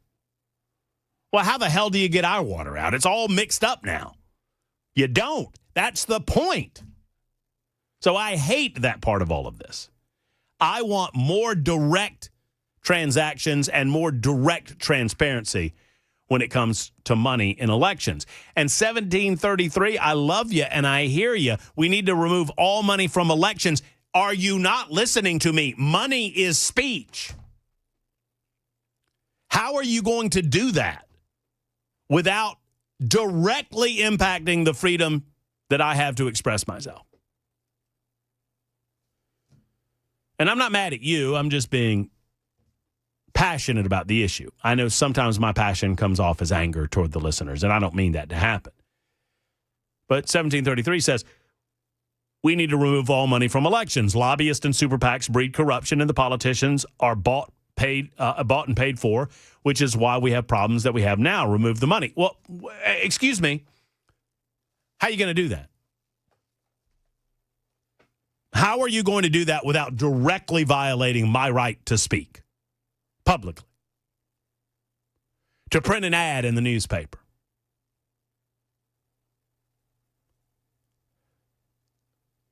No. I'm not talking about the candidates themselves. You can limit all the money you want for the candidates. I'm talking about third parties, man. 1733 says, turn PBS into an election station. Every candidate gets equal time. That'd be funny. Oh, boy, that would be well watched, wouldn't it? 51 after the hour, 9 until the top of the hour. We will wrap it up in a moment on Super Talk 99.7 WTN.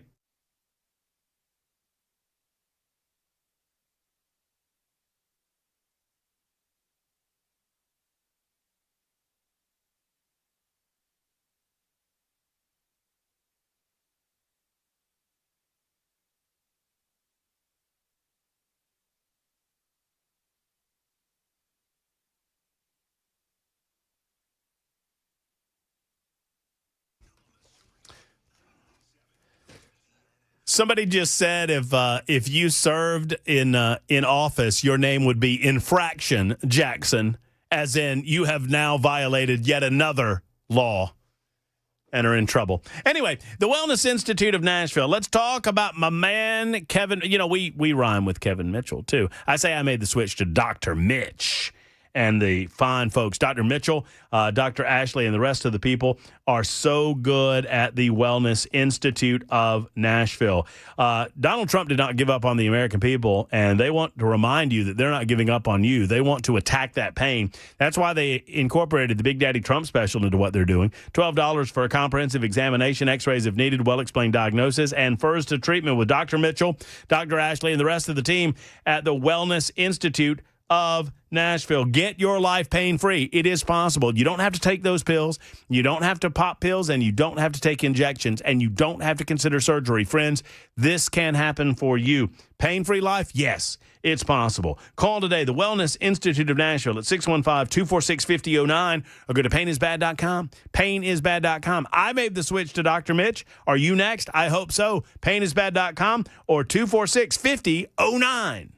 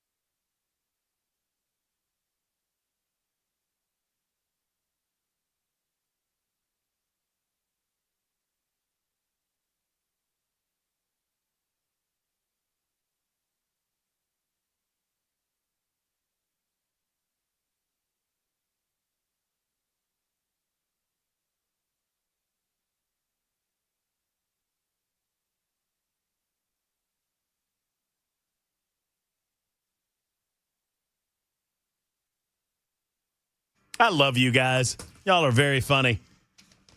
Winding down a Tuesday edition of the Matt Murphy Show. Once again, Cameron Smith in for me tomorrow, Thursday, and Friday. Jay Willie will be here all days. You training RJ? Yep. All right. Well, very good. Y'all hold down the fort for me. 8695 working on my analogy said, I knew that Chad Benson pack was crooked. Well, you know, there you go. All of them are. By the way, you want to go ahead and we're trying to do our Matt Murphy Madcap movie mania marathons on Fridays, but I'm not here on Friday. You want to do one? Yeah, this week theme animation. Go.